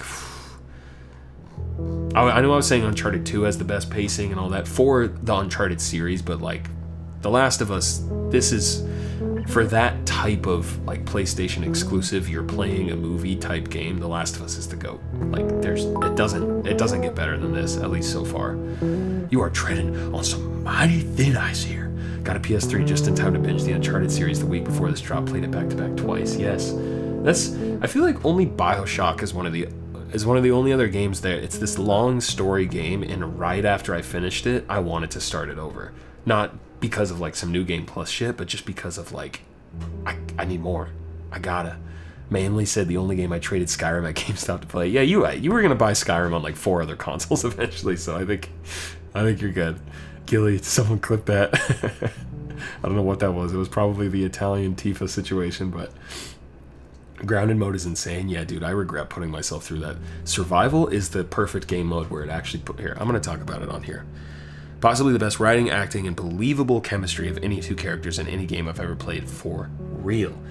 That is one of the biggest reasons why I think The Last of Us Part 2 still doesn't hit quite as hard, because Ellie plus Dina, Lev plus Abby, that was pretty close. I actually ended up really liking them, but it didn't have the same like, man, I could just listen to them talk for hours as Joel and Ellie. And I think a lot of that comes down to Troy Baker and Ashley Johnson. Just wanted to take a second to call out the BS that Jakey is doing top 10 PlayStation exclusives before top 10 Tiger electronic handhelds. My man's lost it. Love you, Jakey. Less than 3. Less than 3. Shit. Love you, Doug. Thank you for the heart. Less than 3. Golf the monster. Appreciate you. Yeah, man. It's that good. But yeah, their performances are just like, they were made for these characters. People Jackson Brown said Troy Baker and Ashley Johnson provide a better performance than most actors I will ever provide in their entire careers. The game is a gift, and I'm so grateful to be a part of a world that has this game. Yeah, dude, watching the grounded doc of like the behind the scenes and how many times he had to do that scene where Sarah dies at the beginning. Not a spoiler. It happens in like the first 10 minutes, but man, it's just like blood, sweat, and tears in this fucking game. Gilly said the emotional depth of the characters in this game kicked me straight in the nuts. I know the TV show wasn't the greatest thing, but 15-year-old me would call you a liar if you said it would happen. Dude, for real. The fact that it was that good that it, you know... I liked Last of Us Season 1. I thought that, you know, I have my thoughts and shit about it, but for the most part, I thought they did a good job, but... Created its own type of hybrid stealth shooter melee combat appropriate to this world that actually forced you to consider all your options and resources, stealth, melee, break, etc., especially on higher difficulties. It's kind of like I was saying about Uncharted 4, where like it looks like a movie, it plays like a movie, but it also plays like just a genuinely good stealth game, where as you get into it, and especially on the higher difficulties, and you have to make those choices of like, well, I have 2 shots in this gun, my fucking pipe can only take a couple more hits, there's 2 guys here, there's this brick right here, like, it's not 5D Hitman chess, but all of those things are separately really satisfying to do. That like the melee combat and how snappy the animations are, and then, dude, that's one thing that Part 2 fucking knocks out of the park with the dodge. Like Part 2 plays like an absolute dream. It's like one of the best third-person shooters ever. But man, Part 1 is for doing all of those things and doing them well. And again, it's not 5D fucking Hitman Metal Gear Solid stealth, but it's still really serviceable with AI that is pretty good, that is like really satisfying to clear encounters on higher difficulties. And the brick over the bottle, 100%. Get that bottle the fuck out of here. Why are you picking up the bottle, bro? You gotta have that brick and you just fucking come up behind someone, pow pow pow. You know what I'm saying? I'm bricked up for the brick, 100%. Jaxie Coco, thank you for jumping in the pit. Let's go. Naughty Dog's best combo of movie-like storytelling with interesting game mechanics that actually add to the story. Like, such as... I mean, there's a lot of moments, but I think that handling of ludonarrative dissonance, oh, you're killing guys, but then he's a good guy, none of that is a problem in this game, because everyone you kill, you can argue, well, I needed to fucking kill this guy. And the way that Ellie and Joel handle the violence of when she kills someone, and then even gameplay moments of getting you to connect with her, of different things the camera does, or that scene towards the end where she runs to, again, it's kind of spoilers, but when she runs to see the giraffes and she's supposed to like be holding the ladder and she drops it and you have to go get it before you can come up, and you and Joel are both like, wait, why did she run off? I have to get up there, blah, blah, blah. Like, there's so many little moments like that where they clearly had it in mind of like, we know this is kind of a movie, but it's also a game, and we remember that it's a game, and everyone's satisfied. Fucking nerdy ass critical gamers like me are satisfied. Casual people that just picked up a PS3 are satisfied. Like, I think it is Naughty Dog's best game by far. By far. Uncharted 4 is really close, but I think The Last of Us takes the cake. Draft scene is such a good switch up. Yours. Sorry, Chad, I'm sick. You're so scared and confused in that moment that takes advantage of it being a game as it breaks you out of the routine of the ladders. Dude, straight up, you're like, I've done these ladders a billion fucking times, man. So good. And the factions multiplayer. Dude, I didn't get into it as much as Uncharted 2's multiplayer, but I really respect the people that are still playing it on PS4. Anyways. Perfect ending. If you never play Part 2, but fuck it, even if you do, it's still a great ending for this game. I don't actually hate Part 2. In a lot of ways, I'm really grateful that it exists and that they made it, and there's a lot of things that are really beautiful about it. But I do think that it issues that I have with the story and how they handle it and the violence and all that I've already talked about a billion times. They'll probably end up talking about more. But I think I'm Frank. Thank you for becoming a member. I think with or without that sequel, you can appreciate how perfect this ending is. You have this whole journey up. You have this interesting question that it's asking of like, how far would you go for someone you love given all these circumstances? And then you get to that ending and it's that forever. It's like that perfect movie ending where you come out of the theater and you can just talk about it with your friends at a diner over and over and over because everyone's right. Like, everyone is right that Joel did the right thing. Everyone is right that Joel did the wrong thing. And then Ellie's just like half believing, half I know you're full of shit answer is just, it's perfect. It's a perfect conclusion, and it keeps it open enough for discussion, and I think that's what made a sequel coming out so intriguing, And I think ultimately the questions that part 2 asked weren't as interesting, but let's be real, I'm probably going to talk about it more at some point. But anyways, perfect ending, perfect game. Other than obvious like push forward to get through this boring section, blah blah blah, that I only really feel on a repeated playthrough. No notes. And then also playing it on a PS3 in 2013. Are you kidding me? God damn. Let's move on.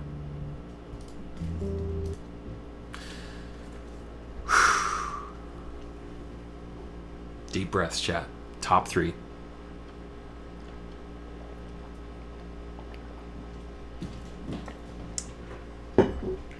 Drink some water.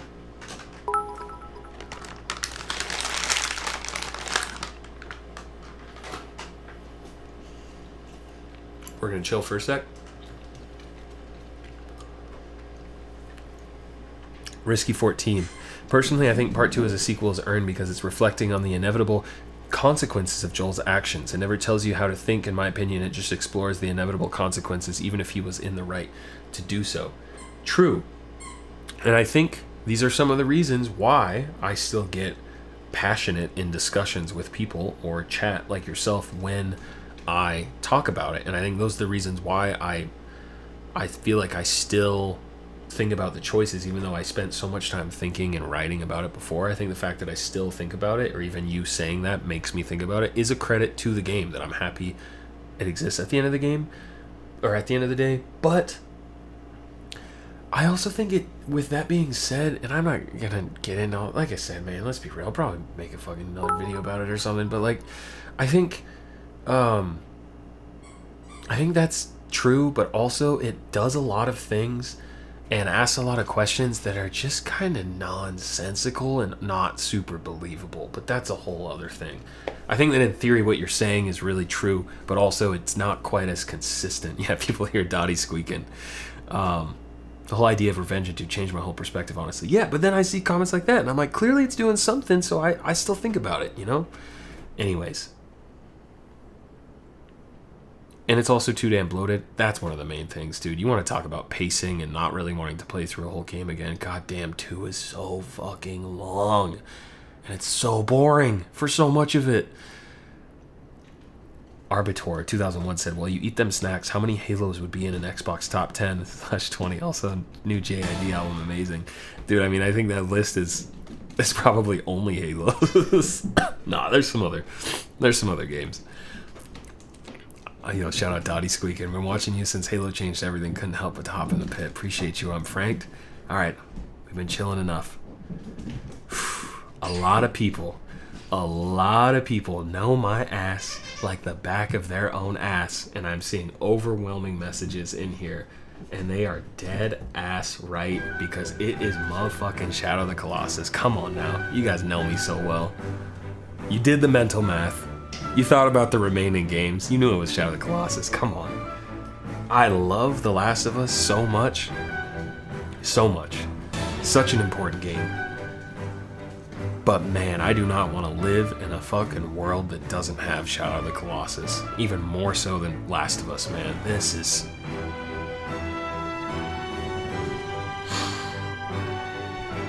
this game and the time I played it, and god damn. Shit could make me cry, bro. I love this game so much. This specific Colossus, all the Colossi, my bad.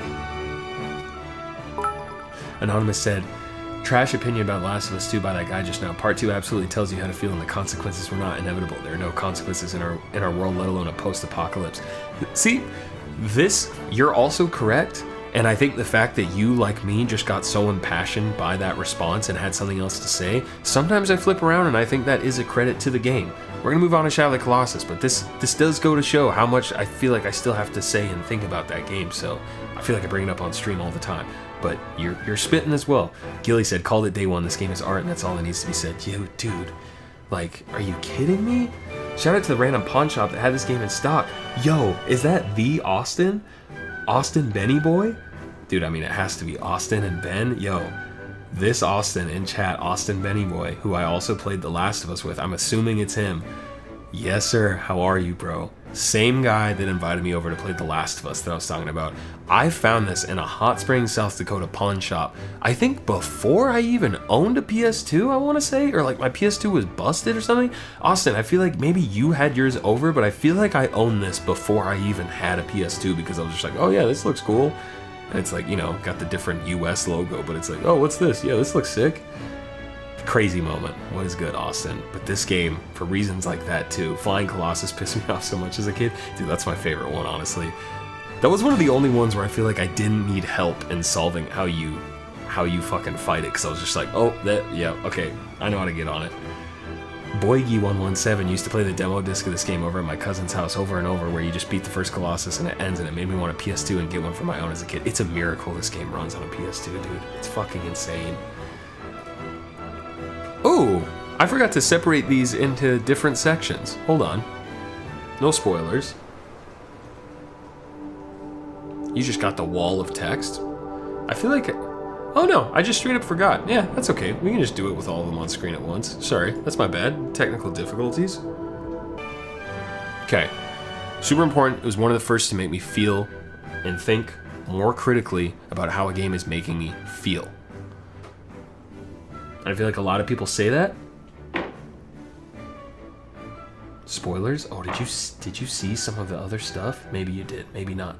Oh, spoilers of what I'm gonna say about it. Yeah, but half the time I forget to do the fucking bullet points anyway. I remember going on like forums on like GameTrailers.com and shit of talking about this game because I was so like, I don't know, it just made me feel a type of way, and I feel like I needed to talk to other people about it and just how special it was. There's nothing else like it. Deliberately desolate, gorgeous open world, nothing but 16 massive beasts. I mean, who the fuck does that? Where it's like, wait, so this game is just boss fights? And then you're exploring the world looking for them, and it's like some of the most beautiful areas on a PS2 of like waterfalls and deserts and all this shit, and then you're just like, wait, there's nothing here, but that adds to this like isolation and this like remorse as you go on your journey. It's just, man, it's so good. I am Surethsley. Went over to my cousin's house and he was fighting the 5th Colossus, Bird Over the Lake. Still my favorite. Fell in love with it immediately, hence the GameStop story about the guy being really impressed. Oh, that was you. Fuck yeah. Hell yeah. Man. Up there with MGS3 for Prettiest PS2 Game Award, the art design and use of lighting and color or lack thereof in this barren fucking world is disgustingly good. Not to mention the Colossi themselves being varied, being creative, the solutions, some of them being a little bullshit. I'm gonna say it. I was in like 7th, 8th grade. It was a little hard. I regret looking so much of it up when I did. I think that's why I've said it before on stream, but I wish I could wipe my memory of this game to play it again for the first time. It'd be like this or Breath of the Wild. Like, I love it that much. And just the ending, the soundtrack, wait till you fight the flying one. How the fuck does it run on a PS2? And yes, the frame rate is horrible. It drops to like 15 FPS. Somehow, I prefer that version over playing the remakes though, because it I don't know, it just like adds to the sense of scale that you're like, my PS2 is barely holding on and this is fucking nuts. It gets kind of annoying with the input delay, but it's like, man, it's such a thing to behold. Hold up, no spoils, go back. The open way is so goated, dude. The whole soundtrack is so fucking good. Opalaverse, thank you for jumping in the pit via Jeff Bezos. It's so good. And I feel like there's more details I want to talk about, but for the sake of, you know, not ruining this for someone else that could experience it for the first time. You obviously love the OST. Which track is your favorite? I mean, Swift Horse, we got cooking right here, is so good. I also really love Prohibited Art. I really love the, I think it's called like Green Hill or something. It's like one that you play, or that plays before you fight a Colossus, but the one in like the green zone that's kind of like a dinosaur looking one. That, you know what I'm saying? Ball pit notification jump scares me every time. In fact, this was a freaking PS2 game. That's unbelievable. Yes, dude. And the fact that they went from Eco to this, and I don't think they've topped this, and that's fine. Like, I actually liked The Last Guardian. It had a lot of issues, and it didn't hit quite like this, but it still hit in a way that I appreciated it. But like, this feels like a once-in-a-lifetime sort of game. I remember turning a couple buddies out of this game after Breath of the Wild came out and watching them react to this style of game having come out in 2005, and missing it completely was so cool. Yeah, dude, that's the thing. It's those games right at the end of a generation, man. They fucking hit. Blue Tsunami said the music when you meet the last Colossus. Dude, that last Colossus gave me like nightmares. just the vibe and what happens right before it, no spoilers, but like how he looks and the eyes and the music and how he's like chained to the ground. Oh my god, dude, it's so scary. Please no spoilers. Yeah, man, just go play it. Turn off the stream and go play it. You'll catch the VOD later. Like, I don't want you to get spoiled. It's so good. It's Trig said, I literally cannot even think of 2 games better than Shadow of the Colossus, MGS2, 3, Final Fantasy 7, Last of Us. This list is nutty. That's the thing, is I know in the 20s, I disappointed y'all. 2211, not having played Ratchet, Jack, Sly, those iconic PS2 games. But I have played a lot of games, and I do feel... I'm pretty hard-pressed that even if I had played all those other games, these top 5 were pretty, like... When I thought about it, I was like, I don't know if anything's gonna make these budge, when I really got to thinking about it. One of those games that just gives you a different perspective on life, dude. Faux real.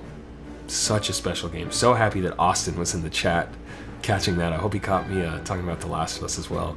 Totally forgot about that. Yeah, I got it from a random pawn shop. It was like the only place I would have ever gotten a video game in Hot Springs, but they had it for whatever reason. It was fate. It was fucking fate, man. I don't think I'm making any sort of YouTube channel or thinking about games critically without playing Shadow of the Colossus. Like, it's that good. Was Uncharted mentioned? Yes. Uncharted 2 was number 9. Uncharted 4 was number 8. They didn't need to be back-to-back. It just kind of shook out that way. Same with Metal Gear Solid 2 and 3. 2 is on the list. I know it was an Xbox game, but I don't care that you broke your elbow, okay? Wait, I broke my own rule. I had to. It's Metal Gear Solid 2. We had to have one exception, alright? Alright, I think we've cooked on this long enough. There's only so much I could say without spoiling different things, but like, truly remarkable game. There's a reason why people like Jacksepticeye say it's one of their favorite games, and it had that much of an effect. Shout out Jack. It's so good. Turtle8714, Jakey, did you see Jack talk about this game? Oh my god, crazy timing. He was the reason I got into it, and I'm happy you love it as well. Yes, dude. I'm pretty sure he has a tattoo from it. When we were hanging out one time, I saw it. You know, casual fucking name drop, but dude, he's the man. I love that guy. Anyways, let's keep it going. I feel like people doing the PEMDAS math know that there's only 2 likely games left. I think you could figure it out. It's just a matter of which is which. And this was a really tough call.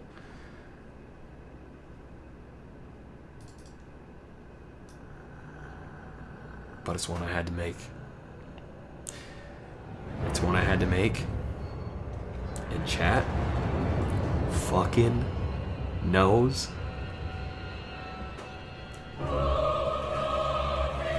Talk to me fucking nice. Talk to me fucking nice, bro. God damn. This isn't just number 2 PlayStation game. This is like maybe number 2, number 1 favorite game ever. Come on. Fuck grinding blood vials though. True, but also come the fuck on.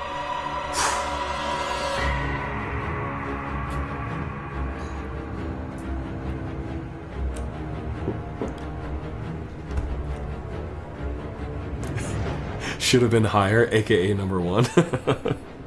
Totally thought you put this at 1. That's what I'm saying. Over Elden? Yes. I think so. And I love Elden Ring. And, I mean, I don't know, man. I think Bloodborne and Elden Ring could go back and forth. And honestly, Dark Souls 1, the first half of it was just so important to me. But Bloodborne, I think as time goes on, it's the type of game where I might even have this as a bullet point. Bought a PS4 just to play this game. When I talked about how I got in that car accident and I got money and I got a PS4, it was for this game. It just so happened that Uncharted 4 came out shortly after, but this was the game. And what is a better exclusive than one that you literally spend money that you probably shouldn't be spending just so you could play it, dude? God damn. And it kicked my fucking ass. Gilly said, where's my PC port? I need it now. That's the thing. That's one of the reasons I get to. That's like, the fact that it is landlocked to PS4 at 1080 30 frames with some pretty long load times that are improved by PS5, and people still throw down and say it's the best and you gotta play it. It's like, people will crawl to the ends of the earth just to play this game, and it kicks your fucking ass. They got it to work on emulator now. It seems like it's gotten better and better. Bloodborne had 2, man. What the hell is that 1? I mean, shit, you just gonna have to see. But it kicked my fucking ass. I think even more so than, sorry for my sniffly, even more so than other From Software games where you kind of go through the peaks and valleys of like, oh, I hate it, I love it, I hate it, I love it. I really, man, the intro, this game is so fucking hard at first. Like I, said in the bullet point, hardest time I've had with the game at first, but oh my god, once it got its claws in me, I couldn't stop blasting, aka parrying plus fist roll. That first area, even more so than other Souls games, even more so than like Elden Ring putting the tree sentinel right in front of you, like they really test your ass and are like, hey, if you can beat this first area, you can beat the game. And on repeated playthroughs, it's still like that, where you're like, oh my god, I don't remember it being this fucking hard. But it's also so satisfying to then run through it with the confidence that you have. But man, when it first came out and the load times were extra brutal and all it said was Bloodborne on the screen, it felt pretty horrible to die. But once it clicks and you kind of turn off your Dark Souls brain and you turn on your aggressive Bloodborne brain, where you know when to back off but when to just fucking push and stagger them with that saw cleaver. Boygy117 said, Bloodborne legit got me back into loving video games again. I got it on a whim, and after I beat it, I went back and beat every DS up to that point. Life-changing, it became my first tattoo of my character. Let's fucking go. No, this game is it's that good. And I think From Software having such an insane catalog and Elden Ring being also just like a life-changing experience, I have a feeling as time goes on, when I think about the one I want to replay, it's probably Bloodborne. I think the exploration of Elden Ring is so good, but after you've played it one time and you kind of know what's where and what's going on, I feel like I'd feel more compelled to play Bloodborne. I don't know, I love all these games. I love Sekiro, I love Dark, I love them all, but Bloodborne, come on. Duncan Towner, I'm such a weenie for Soulsborns. I did the first boss in Bloodborne, and when I beat it, I uninstalled the game, loved it. Wait, you beat it and you uninstalled? Ryan Mack, Bloodborne at 2, what the hell is 1? I love this game so much. From Software's best combat and art design, and brother, that is saying something. Other games have better exploration. Dark Souls 1 has the better interconnected map, but as far as from start to finish consistency, I think Bloodborne takes the cake. And that aesthetic and that fucking world design that everyone still posts screenshots of and talks about and wants ported to PC, man. Someone said Sekiro combat, it's so good, but I think the creative depth that Bloodborne has, while still being more about being fast-paced and like, dude, the fucking Chikage build on New Game Plus, Ludwig's Holy Blade, the fucking weapon, what is it called? The transformation attacks, the fucking goofy scythe, whatever the fuck that's called, the dual wielding, man, fast-paced even on 30 FPS. I know, but that's the shit we deal with to play this game. And not to spoil it, but to kind of spoil it, the surprise areas and the different ways you can get to them, like any From Software game, it's just, man, Dark Souls got me in, and then I bought a PS4 just to play Bloodborne, and then I was like, oh shit, I am in. And it made me tilt so much, dude. Going to Old Yarnum and fighting the fucking Bloodstarved Beast and just not realizing I needed to be more aggressive and dying over and over, and that run back fucking sucks. Dark Beast Parl, for whatever reason, that I beat super easily now, but at the time I hated that boss. I think I fought him too early. Man, and the Orphan of Kos, bro, the DLC, Lady Maria is probably my favorite boss fight ever. And you could say that about so many fights in this game. Fucking Ludwig in the DLC, Orphan of Kos, Lady Maria though, that fight in that setting in the clock tower, god damn. I was stuck on Orphan for 6 months. Dude, me too. I think back when I first was doing YouTube and I streamed a little bit directly from the PS4, I think I streamed me trying to fight Orphan of Kos. I don't know if that VOD is up there somewhere, but I died over and over and over, and I was like, man, fuck streaming, this is hard. I'm just dying a bunch, I'm embarrassed. It's so good. It's so good. Wait, let me play it. I had 2 songs queued up. Let's play the Gehrman one too. Man. Atmosphere, atmosphere, atmosphere. Oh my god, Castle Canehurst. Upper Cathedral Ward. Oh, you finally get access to that? This fucking song? Come on. Come on, bro. You finally get access to it, and it's a fucking horror game more than it ever had been, and the werewolves are on the fucking chandelier and they jump scare you, and it's all dark. Oh man, this game is up there with like Resident Evil 4. That if I even see a screenshot, I'm like, all right, I'm gonna go play it again. This fucking fight too. Castle Canehurst is one of my favorite areas, and how you get to it, and that boss fight, Ligarius, that little son of a bitch. Dude, these strings turn my shit up.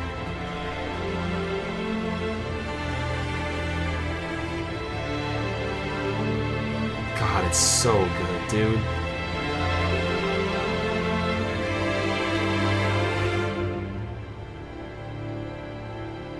Tonight, Gehrman joins the hunt.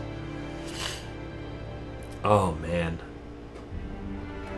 All the comments on this song when I downloaded it, they were like, the song perfectly captures the, like, I shouldn't have made this choice, but this is so beautiful, and this fight is so fun and sick, but it's also like, oh, man, I'm so sad about this.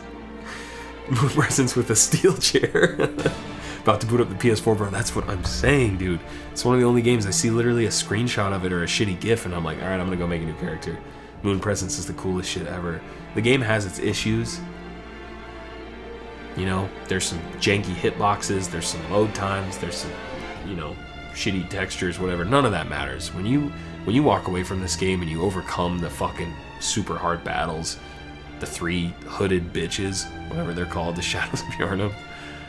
God damn, it's good. Even though it's still locked to PS4 and 30 FPS, everyone who plays knows it's the GOAT, and people desperately want to emulate it on PC for a reason. It's like Final Fantasy VII, they keep remaking it, everyone talks about that when they talk about a Final Fantasy. Bloodborne has that same lightning in a bottle where it's just like, if you've played it, you fucking know, dude. Do I give this game a second chance? Yes. Just be okay with dying a bunch, man. Be okay with dying a bunch, and honestly look up tips and tricks to the combat of why you should be aggressive or why different weapons are better. Like, take the help, but just don't get spoiled, because it's so worth it. You could argue that other FromSoft games do individual things better, but this as a whole is just the best. That's what I'm saying. Central Yharnam, one of my fave levels ever. It took me weeks to get through it at first. Yes, dude. That's what I'm saying of, like, Elden Ring has the scale and the exploration, and those highs are so high. Elden Ring has amazing boss fights. Dark Souls 1 has that interconnected map for the first half, but I feel like Bloodborne just, it does everything the best from start to finish. I think as time goes on, I feel more and more that way. Oh man, it's so good. So good. Yeah, PS5, definitely the move. The load times are way better. I hate dying over and over. I hate Souls in general. Dude, it's true. It's not for everyone, but I think it's also like, I don't know, man. Getting those little victories along the way, and I'm definitely in the camp, and, oh, dude, so many of the Chalice dungeon fights were so hard. I think that's one of my bullet points is, if I think about it for too long, I just want to go play it again. One of the only PS4 games I platinumed. I did all that shit, dude. I replayed it several times to get all the different endings, just to get the trophies. Honestly, just to play the game. I don't really care about platinuming games, but I think it goes to show how much I love this game that it's one of the only ones that I did. Like, this game is also bleak, but because it's not for everyone, it's more specific piece of... Yeah, dude, it's not... It is not a happy, joyous, Donkey Kong booted up, be happy smile, but, man, it's so satisfying and it sticks with you. The platinum is 100% Big Donger, from what I hear. Damn props. What's up, Big Body? What's good? It's simultaneously the most satisfying and frustrating system in gaming. Yeah, the Blood Vials stuff, I would say, that's a valid criticism, and I feel similarly, where if you haven't played it and you don't know, the healing system, the Blood Vials, you can hold up to 20, which is way more than any Estus Flask in Dark Souls, but you have to either get them off of enemies or buy them. And so it's very easy with Central Yharnam, the first area being one of the hardest, to fall in this negative loop of you keep dying, and so you don't have Blood Vials, and so you keep dying because you don't have Blood Vials. But at the same time, I don't know, it seems like such a deliberate choice that I do like that it's a currency you actually have to think about, and that it means something when you get a drop from an enemy. But I think I usually come back to a place of, like, I'm still not a fan versus like an Estus system where it refills on death, because you find yourself grinding a lot, and I don't think that's ever really a good sign in a game. The grind to get myself enough Blood Vials. Yeah, there's like some sick fucked up part of me that kind of likes that you have to grind and relearn the same area, and I would just run Central Yharnam just to kill a bunch and maximize souls and buy them and pick them off people. But artificial playtime, yeah. Repeat playthroughs is less of an issue. I think that's the thing, is once you get good, quote-unquote, at the game, it's not as much of an issue. But still, when I haven't played it in a minute and I go back and I remember that, I'm like, oh, damn. I like Blood Vials because it means you never have to stop and find a bonfire. True. That's another thing that if they hopefully ever re-release it, another complaint is shout out Cum FPK Chalice. That actually sounds very familiar. Is that for grinding Blood Vials or Blood Rocks or something? It's another thing that's really grindy. But if they ever remaster it, which hopefully they do, or even just port it, the fact that you have to go back to the Hunter's Dream, which is like one of the best hub worlds ever, by the way, it's not one of the bullet points. You have to touch the lamp and go back to the Hunter's Dream before you can travel to any other area, and it's just an extra loading screen. And back when it was just on PS4, those loading screens were so fucking long. That's an easy fix, I feel like, on a re-release. That feels really unnecessary. Yeah, so instead of going like Elden Ring of like, I stopped at this bonfire, I can warp to any bonfire, you always have to go from this bonfire to the hub world, then to this bonfire. So when you're just trying to do a quick like bounce around, and that adds to the grinding feeling not super great sometimes. The whole game is go, push until you run out of Blood Vials. Yes. Blood Vials, it's weird. It doesn't seem like the type of game where any decision is thought lightly. Like, I think it's deliberate, but I still feel like it's kind of flawed. But man, I mean, it's number 2. Come on. This is one of my favorite games, like, ever. Not even just PS exclusives. Buttermilk Donnie, thank you for jumping in the pit. Peter Can't Talk Right Now, thank you for jumping in the pit, even though you can't talk. Goob FPS, resubbed. What's good, my Gooby? Blakey! Blakey! Kind of hit a little high-pitched scream on that shit. Okay. Lady Maria is maybe my fave boss fight ever, and the entire DLC is as good, if not better, than much of the main game, and the main game is so goddamn good. But man, you guys are already talking about Orphan, you're talking about Ludwig, the song with Ludwig. Oh. It's telling that the only real criticisms of the game are so hyper-specific, yes, and they don't come from just like, oh yeah, I played it once and I, you know, and these things are kind of bad, like general critic review, but it's because I've played it for hundreds of hours that I'm like, okay, I've come to find that these things I have issue with, but every time I pick up Ludwig's Holy Blade, I feel pretty okay about it. 47 Ks, thank you for jumping in the pit. Anyways, Bloodborne. It's so good. No weeb shit, Goob.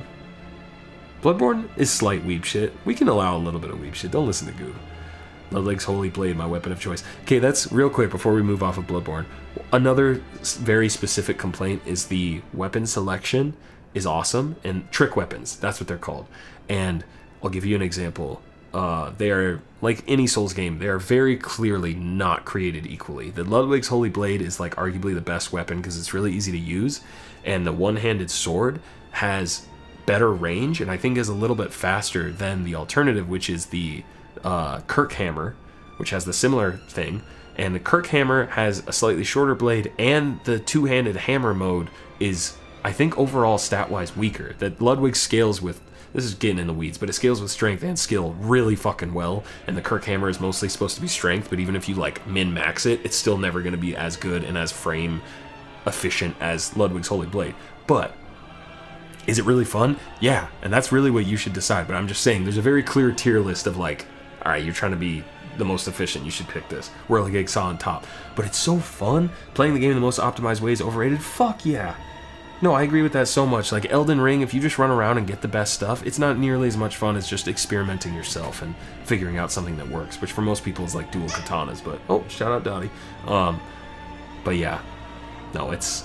And the blood gems. The blood gem system can be kind of grindy, but having something to look for in the chalice dungeons, and like, I feel like what I would usually rock, again, we're getting in the weeds, is I would rock the Ludwig's Holy Blade, doing a quality build, strength and skill, but then I would have the Saw Cleaver as a secondary, but with a fire blood gem, because the specific little shit witches, or like little beasts, really hate fire, and the stagger on the Saw Cleaver is really good, so I would have like different weapons for different enemy types, which when you start reading into that, of like who's susceptible to which kind of blade, that made it really fun.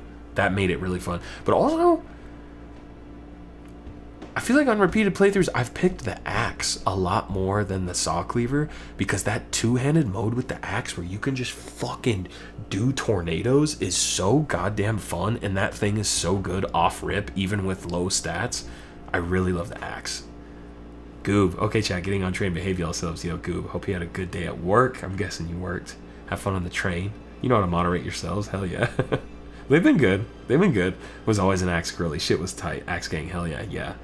Nah, the Cleaver's such an iconic design, and if I had to pick one, I'd pick that. But I feel like doing repeated playthroughs with the Axe, I'm like, damn, maybe Isaac was right, my bro, when he was like, the Axe is the move. It's so fun, that two-handed swapping in and out of it. Fuck, I just want to go play it now. We like just got a new TV in the living room too, and I hooked up the PS5 before this. And Bloodborne was the exact game I booted up to see like how it looked on the OLED, and I was like, fuck, I'm gonna play it again. T Brocco, thank you for jumping in the pit. Kick the Kid, thanks for resubbing for 2 months. Alright, this song is so good, it's gonna make me cry. We made it. I don't know how long this has been going. Doesn't matter. Just got an OLED. Goddamn, yeah, dude. Everything looks way better. It's crazy. A lot of you in chat are really smart. You're all really smart. And I think there was only ever one pick. I think there is only ever... Dabaz, thank you for jumping in the pit. I think there was only ever one pick that when I think PlayStation, I think this game. And when I think about I don't want to live in a world where this game doesn't exist, it 100% is this game. 90% of the games you have seen before do not exist without this game.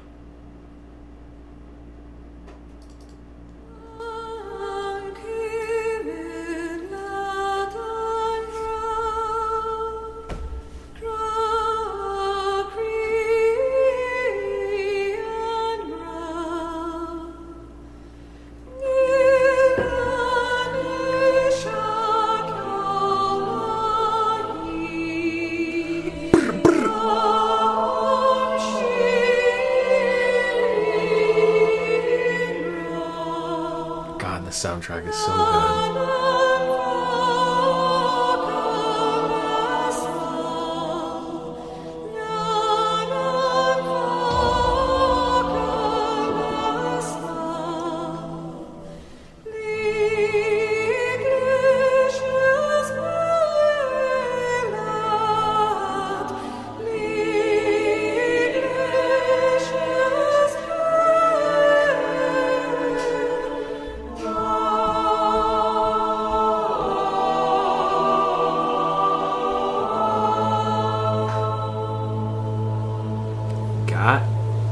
Motherfucking damn. God motherfucking damn. This Gaelic singing at the beginning is so ingrained. Dude, that song playing at the end, are you kidding me? This song playing while you're sneaking around the tank hangar? Someone said, and it's still fun to this day. Is this where the whole snake thing comes from? Dude, probably. I mean, most people name Jacob or Jake. It's just an easy connection to make. You grow up people calling you Jake the Snake, like the wrestler, which is also fucking sick. But so much for me personally, 100% it's Metal Gear Solid. Growing up watching my brother play this game, this is like... this is in like top 5 most important games to me, period. I mean, honestly, in the top 3. Cam, 1 of 1, thank you for jumping in the pit. Wow. I mean, when I think PlayStation, I think Metal Gear Solid. And that's a big part of why I had to put Metal Gear Solid 2 on here, because it's that important. Someone said Kojima and Druckmann sweeping this top 10. Yes, dude. That's like Naughty Dog and fucking Kojima. That's when I think PlayStation exclusives that mean the most, it's definitely them too. Fuck. I love this game so much. Terrified / blew my mind watching Big Bro play as a child because of the immersive, oppressive atmosphere. Oh my god, the music.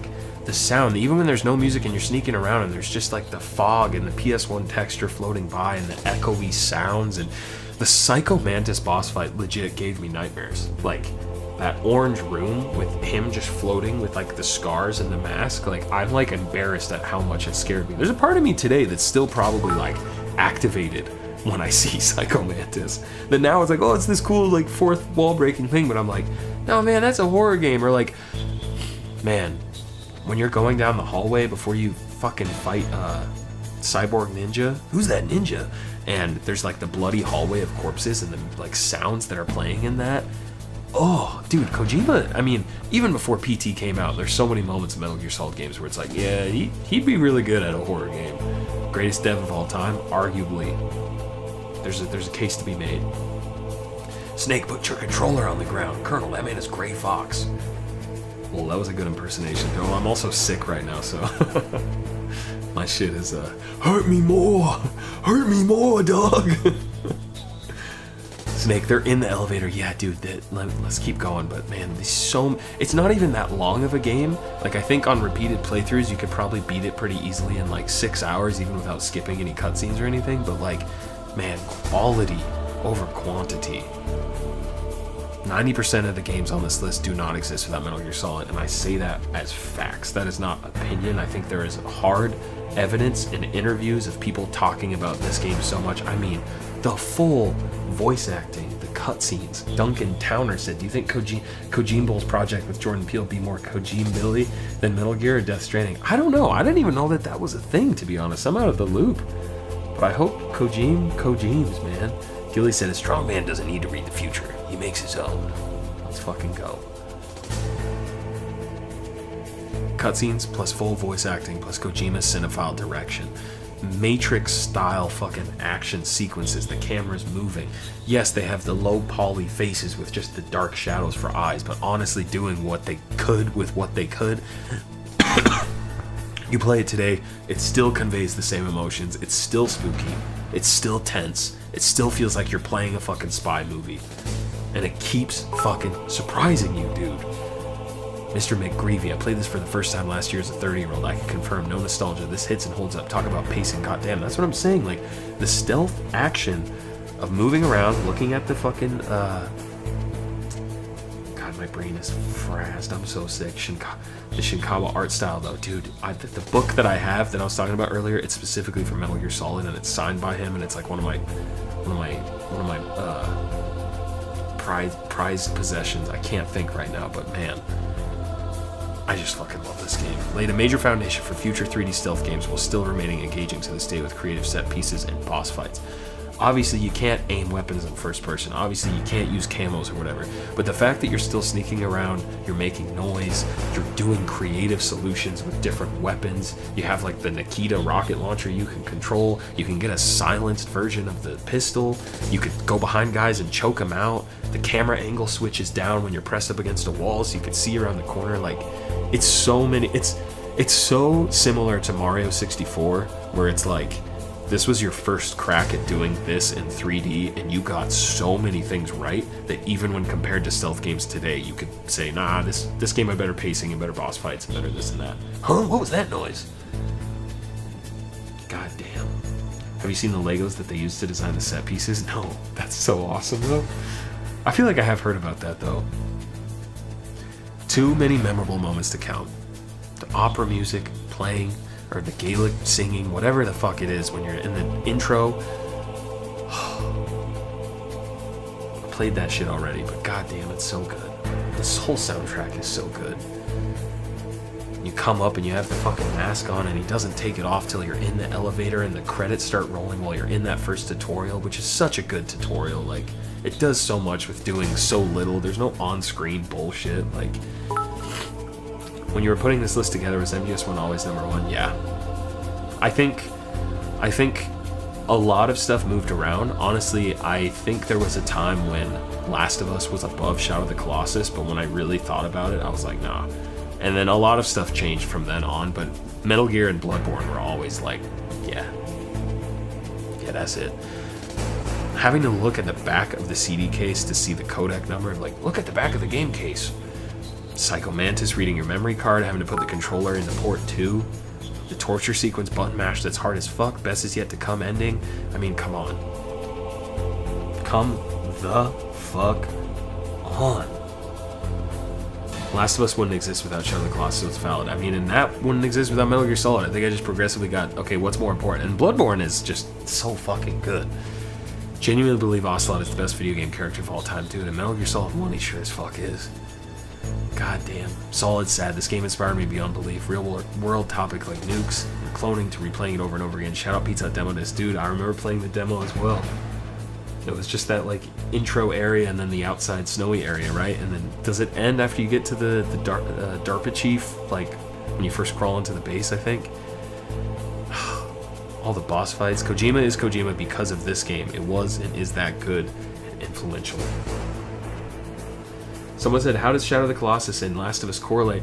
I think it would in a lot of ways, because I know that game, along with Metal Gear Solid, just influenced a lot of people, and they've been very outspoken about it. Is I think the emotional connection to the gameplay, how, grief, loss, questioning your actions, all of those things. I think Shadow of the Colossus just brought up a lot of emotions in people. Nikki Jakey, you could stream this. Dude, when I was making this list, I was actually thinking about how it's been a minute since I've played through the whole thing, and that would be really fun, because there's a lot of stuff towards the end that I honestly probably forgot exactly how it plays out. Like, obviously I remember all the moments, but like, I remember you have to like go to the different areas to freeze the card, because it's like, the card actually activates if you go down to the fire area, and then you go to the cool area, You're pretty. This is just like one of my Japanese animes. I mean, it's so good. I know I just keep saying that, but it's just like the fact that it holds up to this day. It's got all the creative boss fights, fist fighting on top of Metal Gear, not to mention the Metal Gear fight, crawling through the ducts. Again, just for being the first game in 3D, and then it also was like, yeah, we're gonna do crazy Psycho Mantis creative shit. It was like, not only did you do a really good stealth game in 3D, which hasn't really been done, but like, you made it really cinematic and did all this other shit. It's just, wow. It's so good. Rage Quit R27 resub for 3 months in a row. Shit is goated, yes. I can only say so many things about it, but man, it's just like, it was important to me then, it's important to me now. I don't exist without this game. I might play Bloodborne more than MGS as an adult, but I do not want to live in a world where MGS doesn't exist. I am who I am because of MGS, and that sounds really dramatic, but I mean that. Like, seeing one brother play this growing up and seeing the other brother on the 64 play Ocarina of Time, it's like, I don't think I'm obsessed with video games and in this shit if it's not for this game and some others, but this, and then just giving me fucking nightmares with Psycho Mantis, which I kind of liked. I'm a little freaky like that, and I like horror now, so. Nelson Villegas, Nutella for Mandela donated. Appreciate you. MGS1 has affected my life in a lot of ways. I was so betting that this was number one. I'm so glad I was right. Huge respect, man. You're pretty good. It's Triggs. Can you talk about why no Resident Evil's on the list or some honorable mentions? Well, the only one that technically isn't exclusive is Resident Evil 3 Nemesis, which I do really love. But I mostly watched my friend Cameron play it, and as much as I love that game and I really cherish it, when I was thinking about, okay, I'm not including, Crash and all these other games that I kind of played but didn't really play because I didn't play them myself or complete them, I was like, it kind of falls under that same jurisdiction. Otherwise, I think Nemesis would definitely be above like Heavy Rain, as much as I love Heavy Rain. Someone said Nemesis is on Dreamcast. Is that true? But also, I would count Dreamcast with the PS2 GameCube generation, but it's kind of that in between, so I don't know what the rules would be. I would probably put Director's Cut in my top 20. Yeah, I mean, that's the thing, is the OG was on Sega Saturn. We had a whole moment in the top 20 for that, but I think as a whole, I fucking 1998 was the craziest year for gaming. Yeah, dude, also this and Ocarina of Time both came out the same year. But yeah, I mean, if we weren't limited to the rules, you best believe that Resident Evils, Silent Hills, Grand Theft Autos, Tony Hawk's, like those, I really identify as PlayStation games, but they're just, they're too multi-plat. But yeah, man, I think this game and the Ego Raptor Metal Gear Awesome video and Hey Ash, what you playing, making videos about it. Everyone just like knowing Metal Gear, where it's just, I feel like it was like one of the first like meme games that was popular enough that you could just say a reference from it and like another person that play, you know what I mean? Like there's so many iconic lines and moments that would just get memed. Lines. Voice is cracking. Where's Resident President? True. And Half-Life in 1998 too? That's fucking crazy. But yeah, Metal Gear Solid is, I think it is the most important PlayStation exclusive, and when I think like, oh, PlayStation, it's this game and this cover, which is also one of the coolest fucking covers ever. I know it's just text on a fucking white backdrop, but like, the fucking balls to do that. It's not a guy with a gun, it's not a fucking sword or anything. Like, I think it's one of the rare cases where the the US version is actually cooler than other regions, because it's just, you just see that and you're like, what the fuck is that? It's so sick. Less is more sometimes. That's what I'm saying. It's like the Japanese Final Fantasy covers where it's just the logo on white. It's so clean. What about DMC3? Dude, my brother Isaac was giving me shit. He's like, oh man, none of the Devil May Cry's around there? And I'm like, yeah, I just never finished any of them. Because he loves the first one and Devil May Cry 3. The first one is super important too. Legit, the cover is so much aura. So much, dude. I mean, I think it's...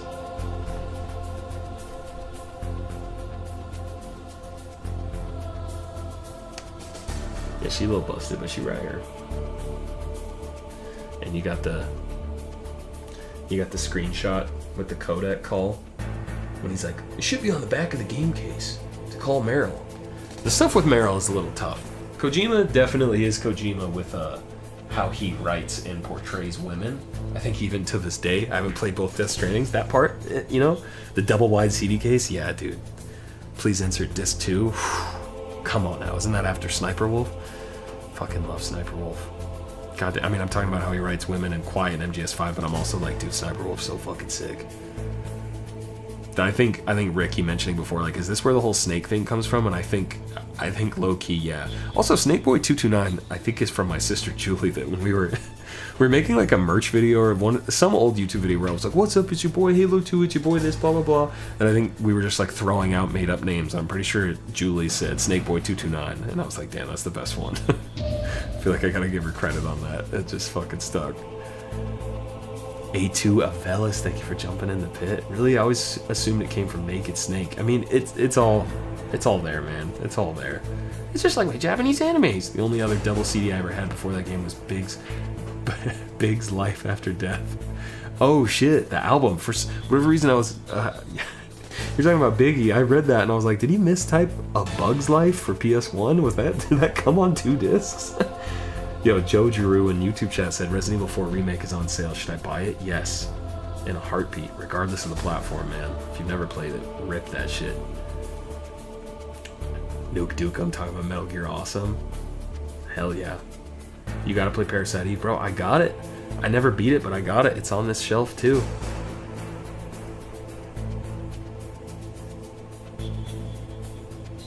Oh, that's definitely gonna make something else fall over, so maybe... Oh, you know, I can pull it out.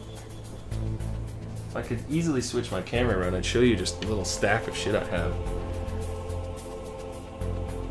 And I think this is an interesting one where it is on 3 discs, but I think...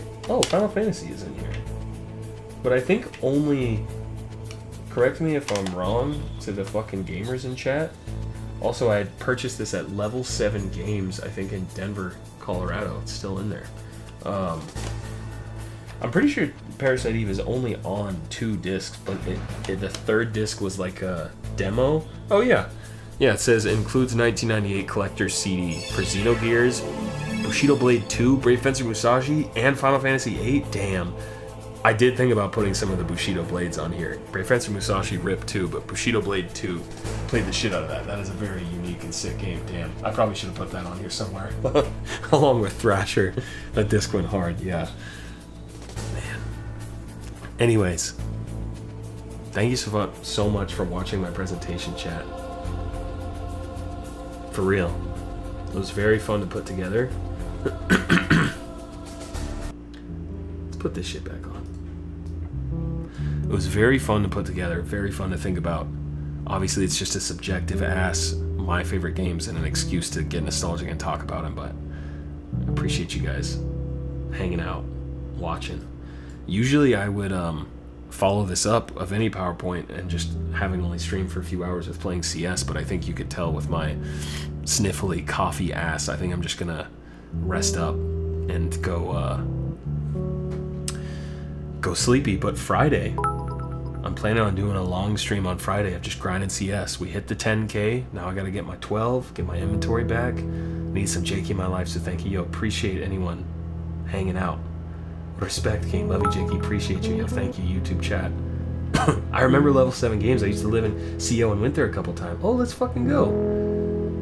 Shout out Morgan Nelson. Shout out Pillow. Shout out Bed. For real. Love these PowerPoints, man. Please make more. No, I definitely will. This is very fun to put together. I think it'd be a pretty interesting experiment, obviously, with Nintendo, because not only are they exclusives, but you could even just do games made by Nintendo. But I think doing Nintendo exclusives would go crazy. So I don't know. Maybe we'll do that at some point. Tifa PowerPoint win. Let's fucking go. Yo, also is Casper Too Spooky, thank you for subbing. Gilly, thanks for the late night stream. Feel better, King. Appreciate you, Gilly. No, I'm happy I just got up and did it.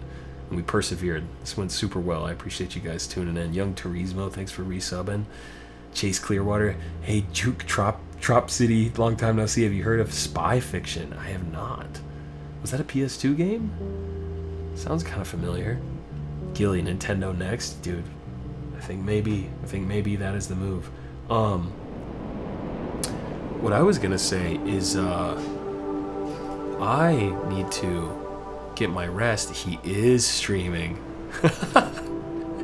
Eric, we're obviously gonna raid Big Body, but Eric's stream title is Getting Married Within 10 Years, fingers crossed. Oh, I love him. I wish I felt better, because I would rip the fuck out of some CS with him right now, but you guys are just gonna have to go support him, and I'll chat him for a sec. Love you, chat. Appreciate anyone stopping in the pit via YouTube or Twitch. Love the presentations. Appreciate you sticking through it. Please do more. Appreciate you, Mini Marshmallow. Love you guys. Alright, let's raid Big Body. Let's make his fucking night and hope that he does well. It'll cost 600, 800 just to do the Nintendo list. I mean, they'll probably flag it the second I do it. Anyways, I hope you guys have a good night. I'm gonna go get some rest, and I'll see you on Friday. Me and Dowdy Dog. Thanks again, chat. Appreciate y'all. Alright, I'll see you.